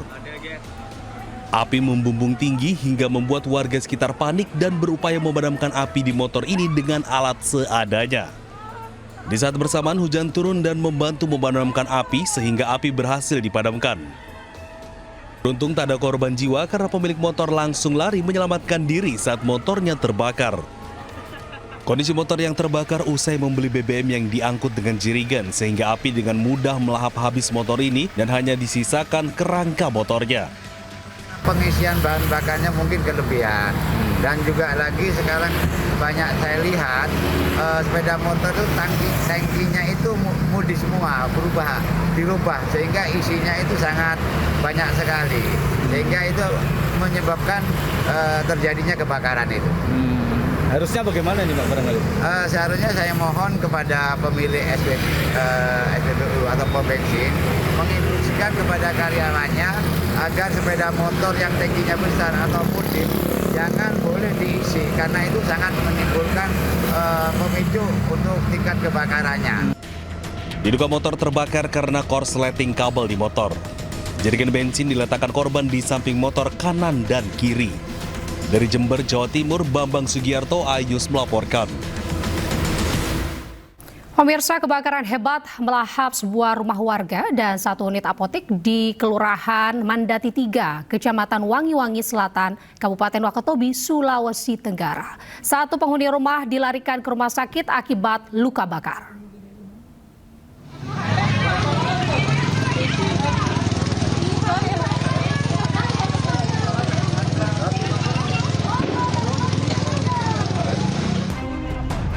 Musibah kebakaran hebat melahap satu unit rumah yang di dalamnya beroperasi apotik di wilayah permukiman padat penduduk di Kelurahan Mandati 3, Wakatobi, Sulawesi Tenggara. Tentu saja warga sekitar langsung panik dan berjibaku memadamkan api yang terus berkobar.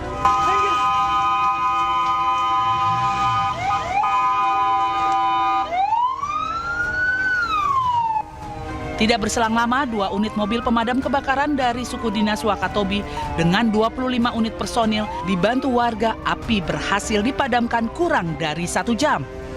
Seorang warga yang merupakan pemilik rumah dilarikan ke rumah sakit akibat mengalami luka bakar serius. Kebakaran juga membuat kemacetan di Jalan Poros Lia, Kelurahan Mandati 3, Kecamatan Wangi-Wangi Selatan. Lancar pemadaman dan tidak berpindah ke rumah yang ada di sekitarnya. Kemudian setelah dalam melakukan pemadaman sampai saat ini sudah 2 kali mobil melakukan pengisian dan terus sementara masih dalam proses pemadaman dan pendinginan. Tidak ada korban jiwa dalam insiden kebakaran ini, namun seluruh bangunan rumah rata dengan tanah. Hingga kini polisi masih menyelidiki penyebab kebakaran. Kita beralih ke informasi selanjutnya, pemirsa. PSSI resmi memperkenalkan pelatih baru Timnas Indonesia, John Hartman. Hartman ini menggantikan Patrick Kluivert usai gagal membawa timnas ke Piala Dunia. Dan untuk rekan-rekan media boleh mengambil posisi untuk sesi foto bersama. We'll start with a photo. Perkenalan John Hartman ini sebagai pelatih baru Timnas Indonesia oleh PSSI digelar di Hotel Mulia Senayan pagi tadi. Hartman dikontrak selama 2 tahun dengan opsi masa perpanjangan 2 tahun. Pria asal Inggris itu menggantikan Patrick Kluivert usai gagal membawa timnas ke Piala Dunia. Hartman datang ke Indonesia dengan prestasi mentereng saat menukangi timnas Kanada. Dirinya mengukir sejarah dengan membawa timnas putra Kanada ke Piala Dunia 2022 untuk setelah 36 tahun absen. Hartman menegaskan dia siap menghadapi tantangan besar, memimpin skuad Garuda, dan membawa timnas Indonesia mencapai level lebih tinggi. Tolong arah ke sebelah kiri, 3, 2, 1, dan yang terakhir untuk... I've been looking for a project for a little bit of time now, the right project, and this is it. If you know where I'm from, it's a place called Newcastle. It's a city in the northeast of England which prides itself on hard work, but passion. passion for football. And that's what I feel every time I've seen this Indonesian team play, the Garuda, and the people who support it. So I will bring my passion, I will bring my qualification experience to help bring this country to hopefully a place it's never been before. It's time. Pemirsa, punggawa tim nasional Indonesia menyambut positif era baru kepemimpinan pelatih John Hartman. Pelatih berkebangsaan Inggris tersebut telah resmi diperkenalkan oleh PSSI. Sejumlah pemain tim nasional Indonesia memberikan ucapan selamat atas ditunjuknya John Hartman sebagai pelatih kepala skuad Garuda. Melalui video yang diunggah akun media sosial resmi PSSI, Kapten Timnas Indonesia Jai Itzes hingga Egy Maulana Fikri menyampaikan ucapan selamat kepada Hartman. Sejumlah pemain berharap kesuksesan untuk timnas di bawah kepemimpinan Hartman. Hartman ini menaikkan kontrak selama 2 tahun dengan opsi perpanjangan 2 tahun bersama timnas Indonesia. Hi coach, welcome to our family. Let's make history together. Hope to see you soon. Hi Coach Hartman, congratulations with the job.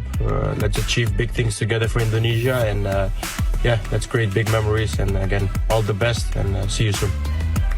Hi Coach John Hartman, congratulations on the new job. We are all super excited to meet you.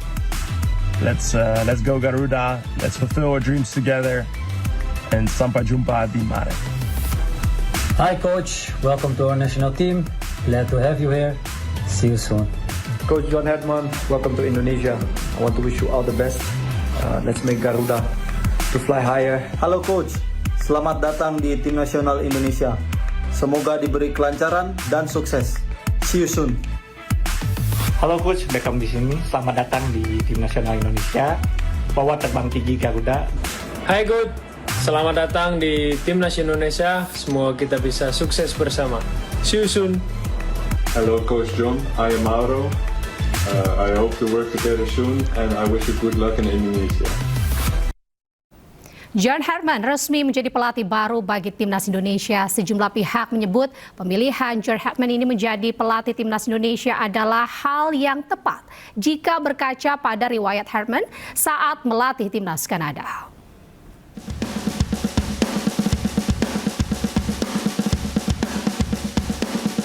John Hartman resmi menjadi pelatih baru Timnas Indonesia.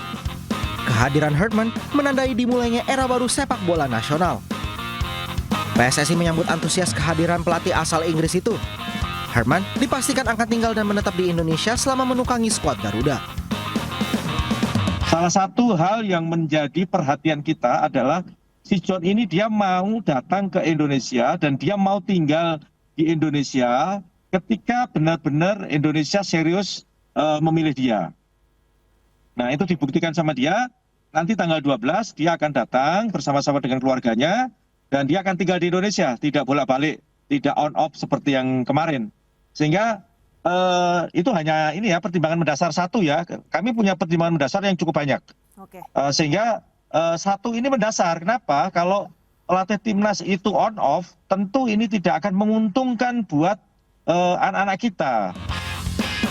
Menurut sejumlah pihak, pemilihan Hartman menjadi pelatih Timnas Indonesia adalah hal yang tepat jika berkaca pada riwayat Hartman saat melatih Timnas Kanada. CV Hartman juga cukup meyakinkan untuk membuat kita percaya bahwa dia orang yang tepat untuk membawa misi besar meloloskan Indonesia ke Piala Dunia. Jadi yang dipilih kali ini beneran pelatih ini beneran pelatih dengan rekam jelas, dengan konsep dan filosofi bermain yang jelas. Bukan sekedar orang yang punya nama besar, istilahnya bukan pelatih yang direkrut karena nama besar, tapi betul-betul memang pelatih dengan rekam jejak, konsep bermain dan filosofi yang jelas. Hartman dikenal sebagai sosok yang berperan besar dalam membangun fondasi sepak bola Kanada. Hujan deras yang melanda Jakarta kerap membuat sejumlah lokasi terendam banjir. Pemerintah kota Jakarta pun terus berusaha mengatasi banjir, salah satunya dengan membuat waduk.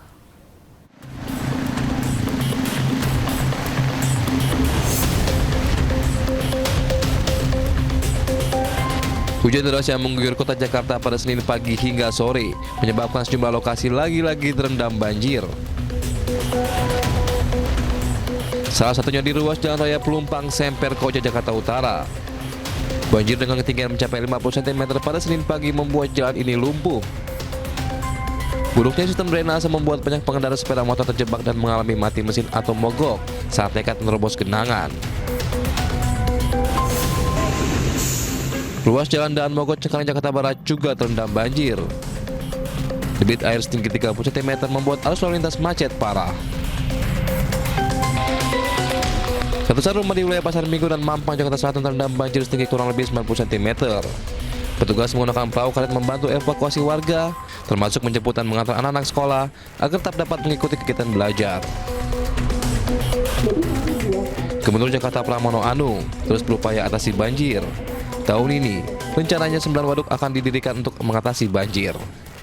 Saya menjadi gubernur, salah satu perhatian utama adalah banjir. Dan sekarang ini ada yang seperti ini kurang lebih kita bangun berapa jumlahnya Bu Ika? Di timur 5, jadi ada 8. Kenapa ini kami lakukan?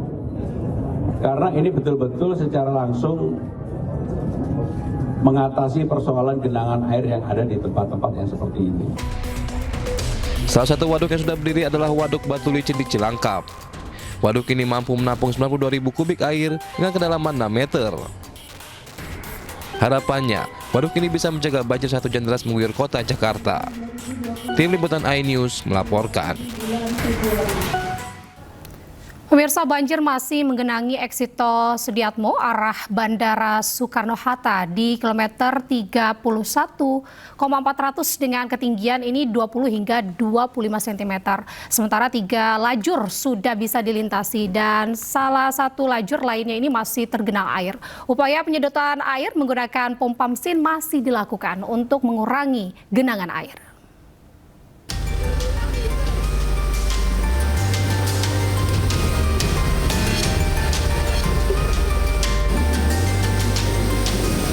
Arus lalu lintas kendaraan di eksit tol Sediatmo kilometer 31.400 arah Bandara Soekarno-Hatta masih digenangi air setinggi 20 cm dengan panjang genangan dari gerbang eksit tol sekitar 200 meter. Sementara untuk kendaraan harus memperlambat laju kendaraan mereka karena hanya 2 lajur yang bisa dilintasi. Penyedotan air terus dilakukan oleh petugas dari Balai Besar Wilayah Sungai Ciliwung Cisadane menggunakan pompa mesin sebanyak 3 unit dan 1 unit mesin pompa milik Jasa Marga. Upaya yang telah dilaksanakan, kami koordinasi dengan pengelola, kita sudah berupaya untuk melakukan penyedotan dan disiapkan untuk di KM 31400 ada 4 mobil pompa. Untuk yang di Rawa Bogor 2 mobil pompa. Sementara petugas kepolisian dari PJR juga terus bersiaga di lokasi untuk mengatur lalu lintas agar arus kendaraan berjalan normal. Dari Tangerang, Banten, Hasnugara, iNews melaporkan. Sementara itu, hujan yang mengguyur kota Rangkas Bitung, Lebak, Banten membuat sejumlah perumahan terendam banjir. Ketinggian banjir mencapai 40 cm dan mengganggu aktivitas warga.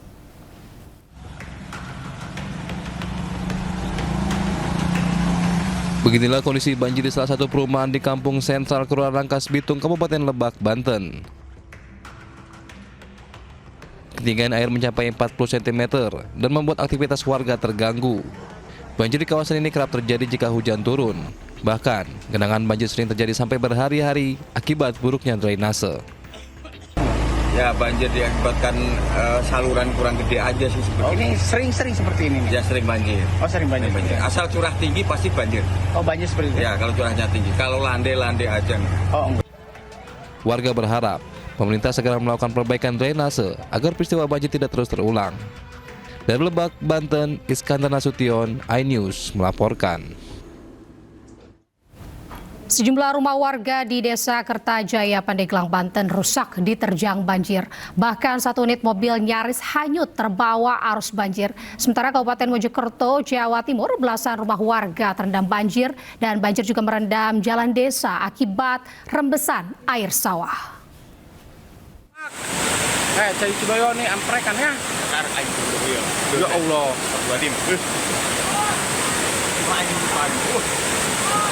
Mete. Cicing. Ulah panik. Terjangan arus deras melanda Kampung Cibayoni, Desa Kertajaya, Sumur Pandeglang, Banten. Sejumlah warga panik saat melihat sebuah mobil yang nyaris hanyut terbawa arus deras. Mereka berteriak meminta warga sekitar mencari tempat yang lebih aman.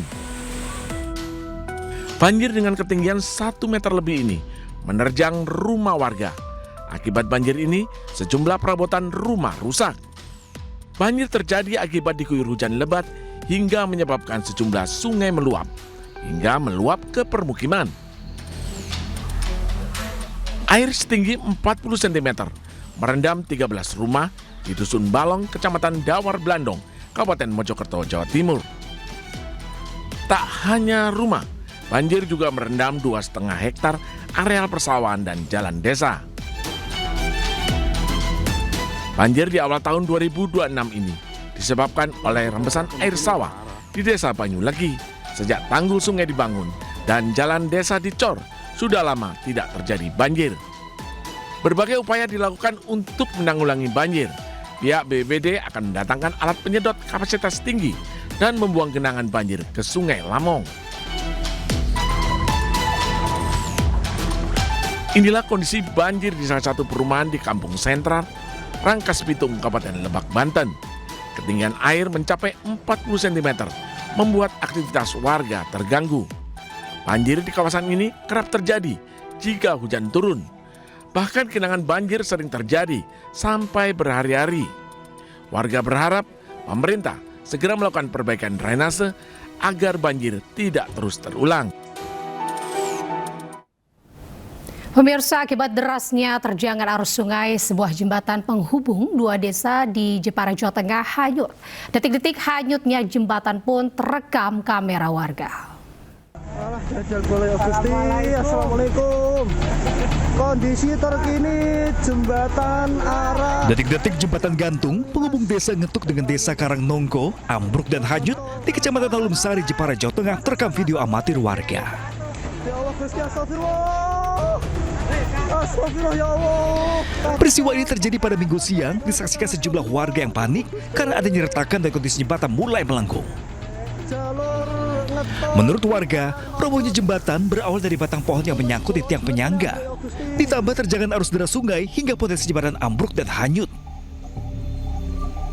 Banjir yang sangat besar, biasanya nggak sampai segitu. Nah, itu ada pohon randu yang hanyut dan tersangkut, tumbang tersangkut di penyangganya. Nah, penyangganya nggak kuat. Otomatis turun sedikit akan terkena arus banjir itu kemudian hanyut. Bupati Jepara pun bergegas mengambil langkah membangun kembali jembatan dalam waktu dekat, mengingat jembatan itu sangat dibutuhkan masyarakat. Karena itu sangat urgent, maka kita akan bikinkan dengan dana BTT. Mudah-mudahan kita segera bisa bangun kembali. Dijadwalkan nanti insya Allah setelah Lebaran sudah bisa terbangun. Sebelumnya, jembatan ini dibangun secara swadaya sejak tahun 97 sebagai jalur alternatif bagi warga, terutama anak-anak sekolah. Sebab jika melewati jalan desa, anak-anak sekolah harus berputar dengan jarak 2,5 km. Dari Jepara, Jawa Tengah, Ali Sutarto, iNews melaporkan.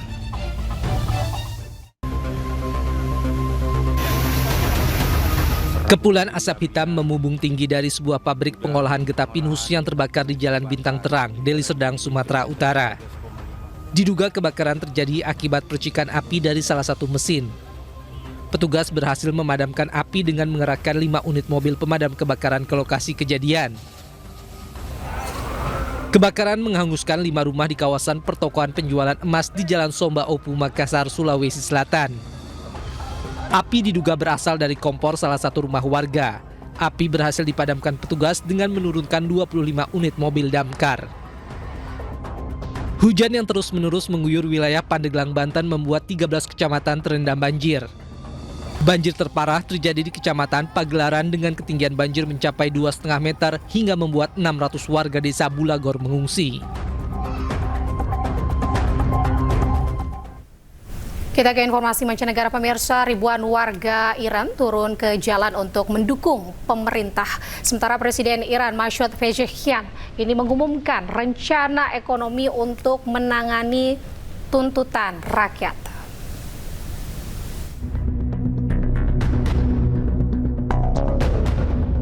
Ribuan warga Iran ikut serta dalam unjuk rasa besar-besaran pada hari Senin di Gilan, Teheran untuk mendukung pemerintah Iran dan mengecam kerusuhan akibat protes nasional selama beberapa minggu terakhir. Pemerintah Iran telah menyerukan kepada warga untuk bergabung dalam demonstrasi massal guna mengutuk kerusuhan dan mendukung pemerintah serta menolak campur tangan Amerika dan Israel dalam urusan internal Iran. Presiden Iran Masoud Pezeshkian mengumumkan rencana ekonomi untuk menangani tuntutan rakyat. Ratusan demonstran juga terlihat berpawai di jalan-jalan Bandar Abbas, Provinsi Hormozgan Selatan. Sementara itu, pemimpin tertinggi negara Iran, Ali Khamenei, menegaskan bahwa Iran tidak akan mengampuni para perusuh. Kerusuhan dilaporkan terjadi di beberapa kota di Iran, menyebabkan 100 aparat tewas, 544 warga sipil tewas, dan lebih dari 4.000 orang ditahan. Protes yang dimulai di Teheran pada akhir Desember dipicu oleh memburuknya kondisi ekonomi dan penurunan nilai mata uang nasional. Ratusan ribu warga Iran turun ke jalan di seluruh negeri dalam demonstrasi yang didukung pemerintah dan mengecam kerusuhan yang telah berlangsung selama beberapa minggu. Televisi pemerintah Iran mengatakan bahwa demonstrasi tersebut diadakan untuk mengecam apa yang mereka sebut sebagai kejahatan teroris bersenjata. Eskalasi dalam negeri ini membuat Iran tengah disorot dunia, termasuk Amerika Serikat yang bersiap menyerang Iran. Pemirsa, Kedutaan Besar Amerika Serikat di Iran menyerukan warganya untuk segera tinggalkan Iran. Penyertaan ini dikeluarkan di tengah kemungkinan serangan AS ke Iran.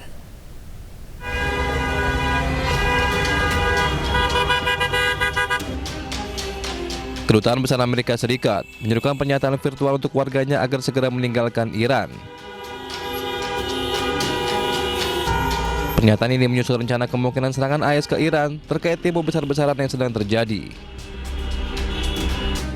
Kedubes menyatakan bagi warga AS yang tidak bisa pergi dari Iran untuk segera membuat tempat aman dengan persediaan makanan, air, dan obat-obatan. Selain itu, Kedubes AS juga mendesak warganya untuk mengurangi kebergantungan terhadap pemerintah AS untuk pergi dari Iran. Sebelumnya, Presiden AS Donald Trump mengancam akan membombardir Iran jika korban demonstrasi terus berjatuhan. Beberapa lembaga menyebut ratusan orang tewas selama aksi unjuk rasa 2 pekan terakhir. Tim Liputan iNews melaporkan. Pemirsa, militer Israel kembali langgar gencatan senjata dan melancarkan serangan ke Lebanon.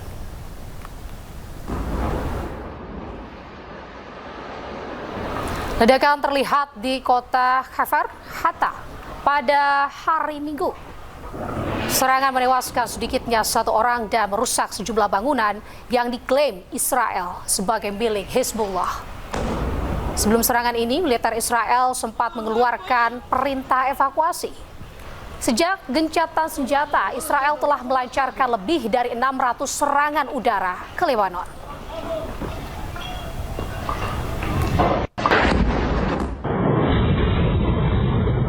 Di hari yang sama, militer Israel juga melancarkan serangan ke sejumlah wilayah di Gaza, Palestina. Belum ada laporan terkait adanya korban jiwa maupun kerusakan akibat serangan ini.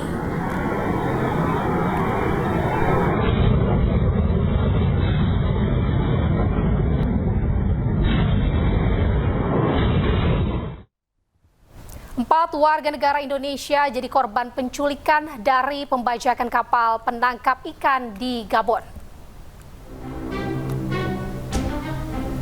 Kemlu membenarkan adanya pembajakan terhadap kapal penangkap ikan IB Fish 7 Liang Pengyu 828 di perairan Ekwata, Gabon pada 11 Januari 2026. Dalam insiden tersebut, 9 awak kapal dilaporkan diculik, termasuk 4 warga negara Indonesia. Saat ini pasukan Angkatan Laut Gabon tengah memburu pelaku pembajakan.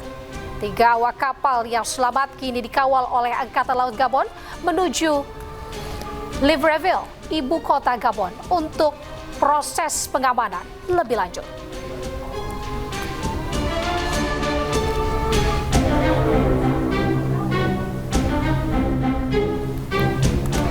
PLT Direktur Perlindungan WNI Kemlu, Heni Hamidah, menyampaikan total awak kapal berjumlah 12 orang. 3 awak kapal lainnya termasuk 2 WNI dilaporkan dalam kondisi aman dan tetap berada di kapal yang sama.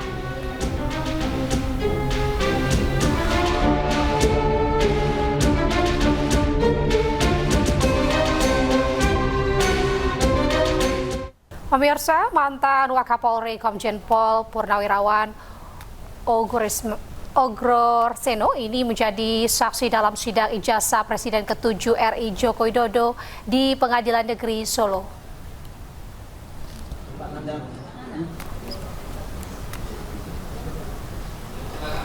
Mantan Wakapolri Ogrorseno ini menjadi saksi fakta dalam persidangan yang dipimpin oleh Majelis Hakim Ahmad Satibi.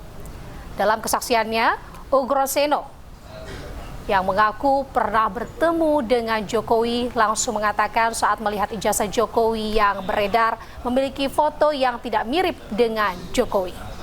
Dia juga mengaku tidak mengenal kedua penggugat perkara ini.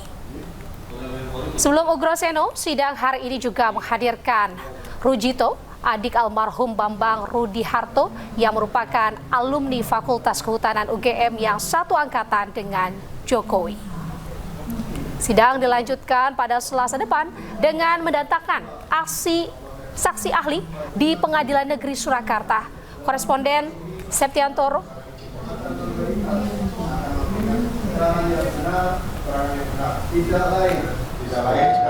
Beda jauh, saya ketemu Pak Jokowi pernah berhadapan dekat gitu.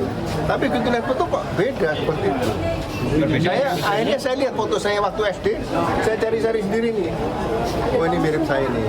SMP masih mirip, lebih mirip. SMA lebih mirip lagi ya. Udah gitu aja. Enggak ada kemiripannya sama sekali. Mata saya loh, nggak tahu kalau mata saya salah. Pemirsa, berkas perkara kasus tudingan ijazah palsu Joko Widodo telah dilimpahkan ke Kejaksaan. Pelimpahan itu dilakukan pada berkas milik tersangka Roy Suryo, Rismon Sianipar dan juga Dr. Tifa. Polda Metro Jaya menyerahkan berkas Roy Suryo, Rismon Sianipar dan juga Dr. Tifa ke Kejaksaan. Penyerahan itu terkait kasus tudingan ijazah palsu Joko Widodo. Saat ini penyidik tengah menunggu hasil pemeriksaan kelengkapan berkas dari Kejaksaan sebelum menyerahkan para tersangka. Sementara itu 5 tersangka lainnya yaitu Egy Sujana Kurniatri Royani, Rizal Fadilah, Rustam Effendi, dan Damai Hari Lubis akan diperiksa pada pekan depan. 2 tersangka diantaranya yaitu Egy Sujana dan Damai Hari Lubis telah mengajukan restoratif justice pada Polda Metro Jaya. RJ-nya dan kami akan fasilitasi sebagaimana kitab undang-undang hukum pidana maupun KUHP kita nanti sebagaimana pilihan RJ-nya dari para pihak tersebut. Sudah kami limpahkan untuk 3 tersangka yang sebelumnya. Pemirsa, juru bicara pasangan Dharma Pongrekun, Kun Wardana, layangkan somasi kepada komika Panji Pragiwaksono. Somasi ini dilayangkan karena dianggap materi stand up komedi Panji ini rendahkan pilihan politik sebagian warga. Ya, pernah ngelihat sosok pemberani Dharma Pongrekun.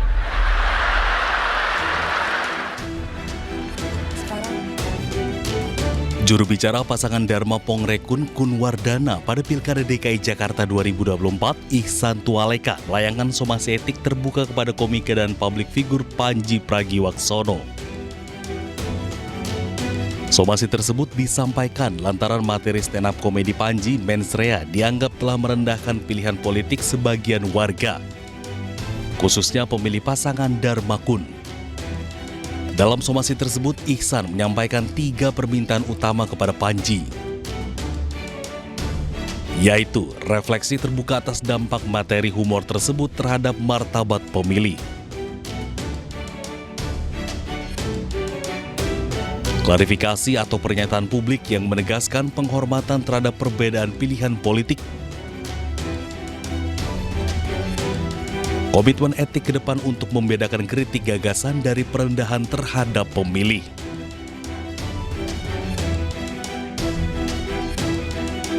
Dalam somasi etik terbuka tersebut, Panji diberikan waktu 14 hari untuk berikan tanggapan atau refleksi publik. Menurut Ihsan Toalaika, somasi ini tidak memiliki intensitas hukum dan tidak dimaksudkan sebagai tekanan.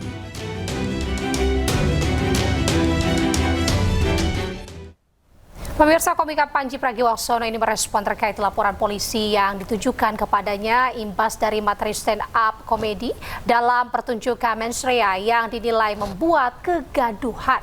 Alih-alih menunjukkan kekhawatiran, Panji justru mengungkapkan rasa terima kasih atas gelombang dukungan yang ia terima dari masyarakat. Hai, apa kabar Indonesia? Gue cuma mau bilang terima kasih untuk dukungannya, untuk doanya. Banyak banget yang ngedoain yang baik-baik ke gue. Gue juga baik-baik aja. Gue lagi di New York habis ngisi siaran dan sekarang lagi mau balik ke rumah. Lapar, mau balik ke anak-anak dan istri dan makan malam sama mereka. Semoga lu juga sehat, semoga lu juga baik-baik aja. I love you guys. Dan terima kasih sudah mencintai kesenian stand up comedy. Moga-moga gue masih punya banyak perkomedian untuk Anda. Bye. Pemirsa, komika Panji Pragiwaksono dilaporkan ke Polda Metro Jaya atas dugaan penistaan agama. Buntut materi stand up komedi Mensrea, Panji dilaporkan karena dianggap timbulkan kegaduhan.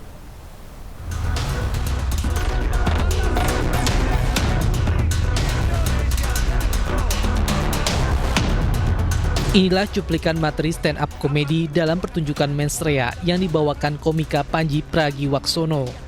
Pertunjukan ini berujung pelaporan ke Polda Metro Jaya pada Rabu malam. Panji dilaporkan Angkatan Muda Nahdlatul Ulama dan Aliansi Muda Muhammadiyah karena materi Mensrea dianggap merendahkan, memfitnah, dan menimbulkan kegaduhan.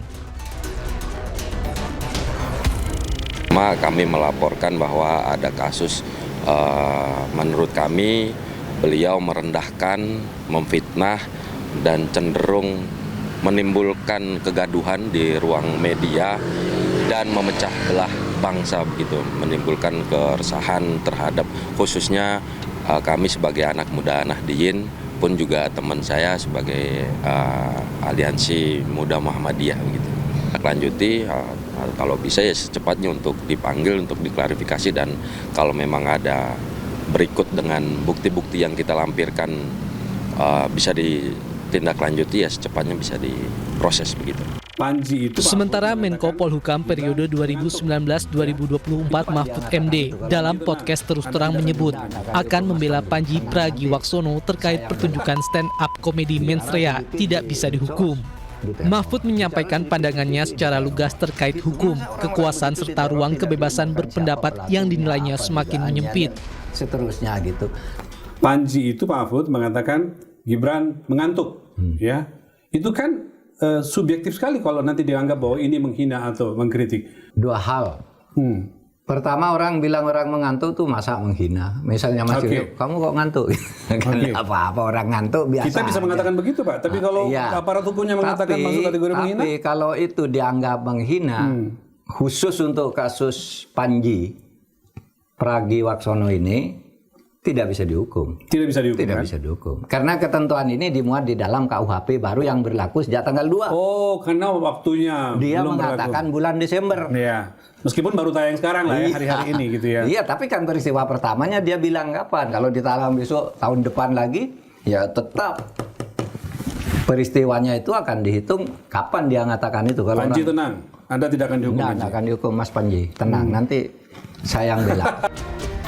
Sementara Polda Metro Jaya mulai menindaklanjuti laporan polisi terhadap komika Panji Pragiwaksono terkait pertunjukan stand-up komedi Mensrea yang viral di media sosial usai tayang di sebuah platform layanan streaming berbasis langganan.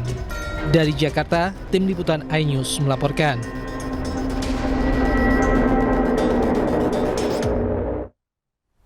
Sementara itu, Gubernur DKI Jakarta periode 2014-2017 Basuki Cahayapurnama alias Ahok dalam podcast Denny Sumargo mengaku pro atau mendukung Panji Pragiwaksono. Salah satu hal yang paling menarik perhatian Ahok adalah cara Panji menyampaikan materi kontroversial dengan gunakan frasa pembuka menurut keyakinan saya.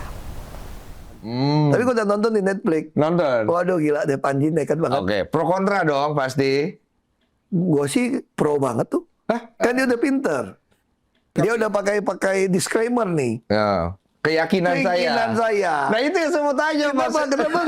Kenapa gue suka lo? Iya, kenapa sih Pak itu keyakinan? Gue langsung bilang sama bini gue nih. Wah, gue suka banget nih kalimat itu enggak. Tapi kalau ada yang gugat, delete-nya bisa masuk loh, Pak. Makanya kita lihat aja. Kan kita harus yakin namanya hukum itu kan ada presiden. Nah ini cakep nih. Itu kalau kita, saya suka orang hukum. Maksudnya secara normatif ya. Tapi pernah mengalami hukum ya. Ada presiden gitu kan. Jadi kalau lu udah mengatakan kayak A, ini hitam, iya jangan begitu yang lain lu bilang ini putih. Pemirsa, Polda Metro Jaya bergerak merespon laporan dugaan penistaan agama yang dilakukan komika Panji Pragiwaksono dalam pertunjukan stand-up komedi bertajuk Mensrea. Polisi mulai melakukan analisis terhadap sejumlah barang bukti yang dilampirkan pelapor.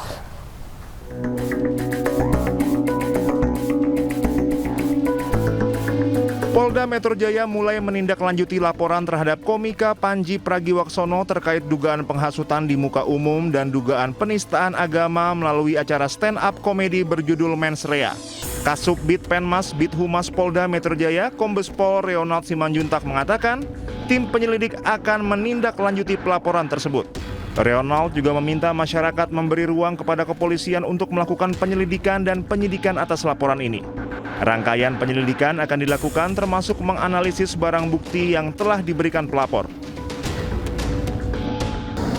Ya, tentang dugaan penghasutan di muka umum dan dugaan penistaan agama berkaitan dengan pernyataan dalam tanda kutip Mensrea. Ya. Jadi penyidik kedepannya akan melakukan klarifikasi baik pada saksi-saksi yang sudah diajukan oleh RARW, ya RARW, saudara RARW, ya. Kemudian nanti akan menganalisa dengan barang bukti yang diberikan kepada penyidik. Kami mohon kepada rekan-rekan media dan para seluruh masyarakat berikan waktu kepada rekan-rekan penyelidik untuk masalah proses penegakan hukumnya. Jadi kawan-kawan penyelidik pasti akan melakukan klarifikasi dan mengkombinkan nanti akan mengumpulkan alat bukti ya dari apa yang disampaikan oleh pelapor tentang terlapor untuk membuktikan apakah ada perbuatan pidana dari kegiatan yang bertajuk tanda kutip Mensrea tersebut.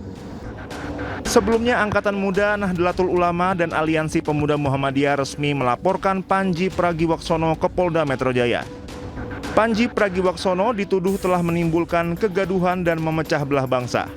Materi stand-up komedi yang dibawakan Panji dalam acara Mensrea dinilai telah menimbulkan keresahan bagi anak muda dari kelompok Nahdliyin dan juga Muhammadiyah. Dari Jakarta, Amrina Rida, Andri Setiawan, Oki Mahendra, iNews melaporkan. Pemirsa, Ormas Islam Nahdlatul Ulama dan Muhammadiyah menegaskan pelapor Panji tidak terafiliasi dengan kedua ormas Islam tersebut. Laporan terhadap Panji Pragiwaksono dilakukan oleh pihak yang mencatut nama NU dan Muhammadiyah. Dan pemirsa, usai sudah kebersamaan kita dalam iNews sore hari ini. Temukan informasi-informasi terbaru lainnya di www.inews.id. Cuplikan tayangan berita iNews dapat Anda saksikan di kanal YouTube @official iNews. Dan jangan lupa pemirsa, saksikan Rakyat Bersuara sesaat lagi bersama rekan saya, Aiman Wicaksono. Pemirsa, update informasi terbaru Anda dengan berita-berita aktual juga hangat, dan sejukkan dulu dengan air mineral yang murni pasti sejuknya. Saya Anita Dewi pamit undur diri. Selamat beraktivitas. Sampai jumpa.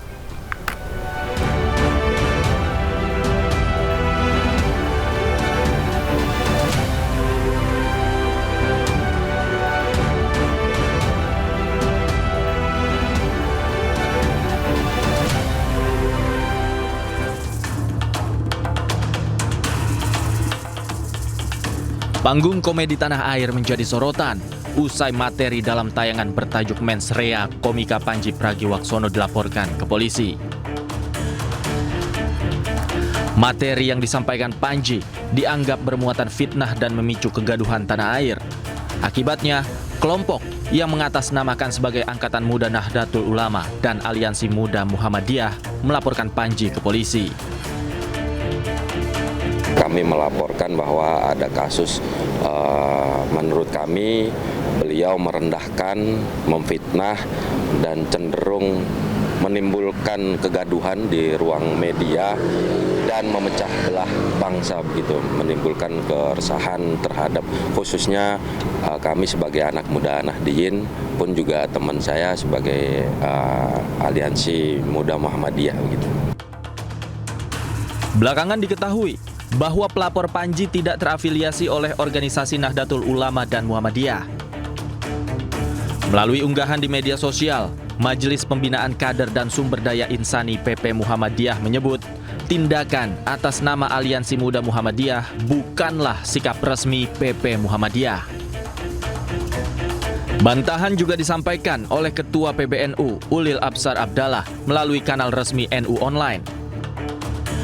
Ulil menyebut organisasi pelapor Panji Pragiwaksono bukan bagian dari PBNU. Ia menegaskan banyak kelompok yang mencatut nama PBNU untuk melakukan beragam aktivitas, termasuk aktivitas hukum. Ulil menyebut bahwa masyarakat butuh ruang humor dan menyayangkan jika komika dilaporkan akibat materi stand up-nya. Pertunjukan stand up komedi Mens Rea Panji Pragiwaksono viral di media sosial usai tayang di sebuah platform layanan streaming berbasis langganan. Sebelumnya, Mens Rea sudah lebih dulu hadir dalam tur 10 kota di Indonesia sepanjang tahun 2025. Tim Liputan iNews melaporkan.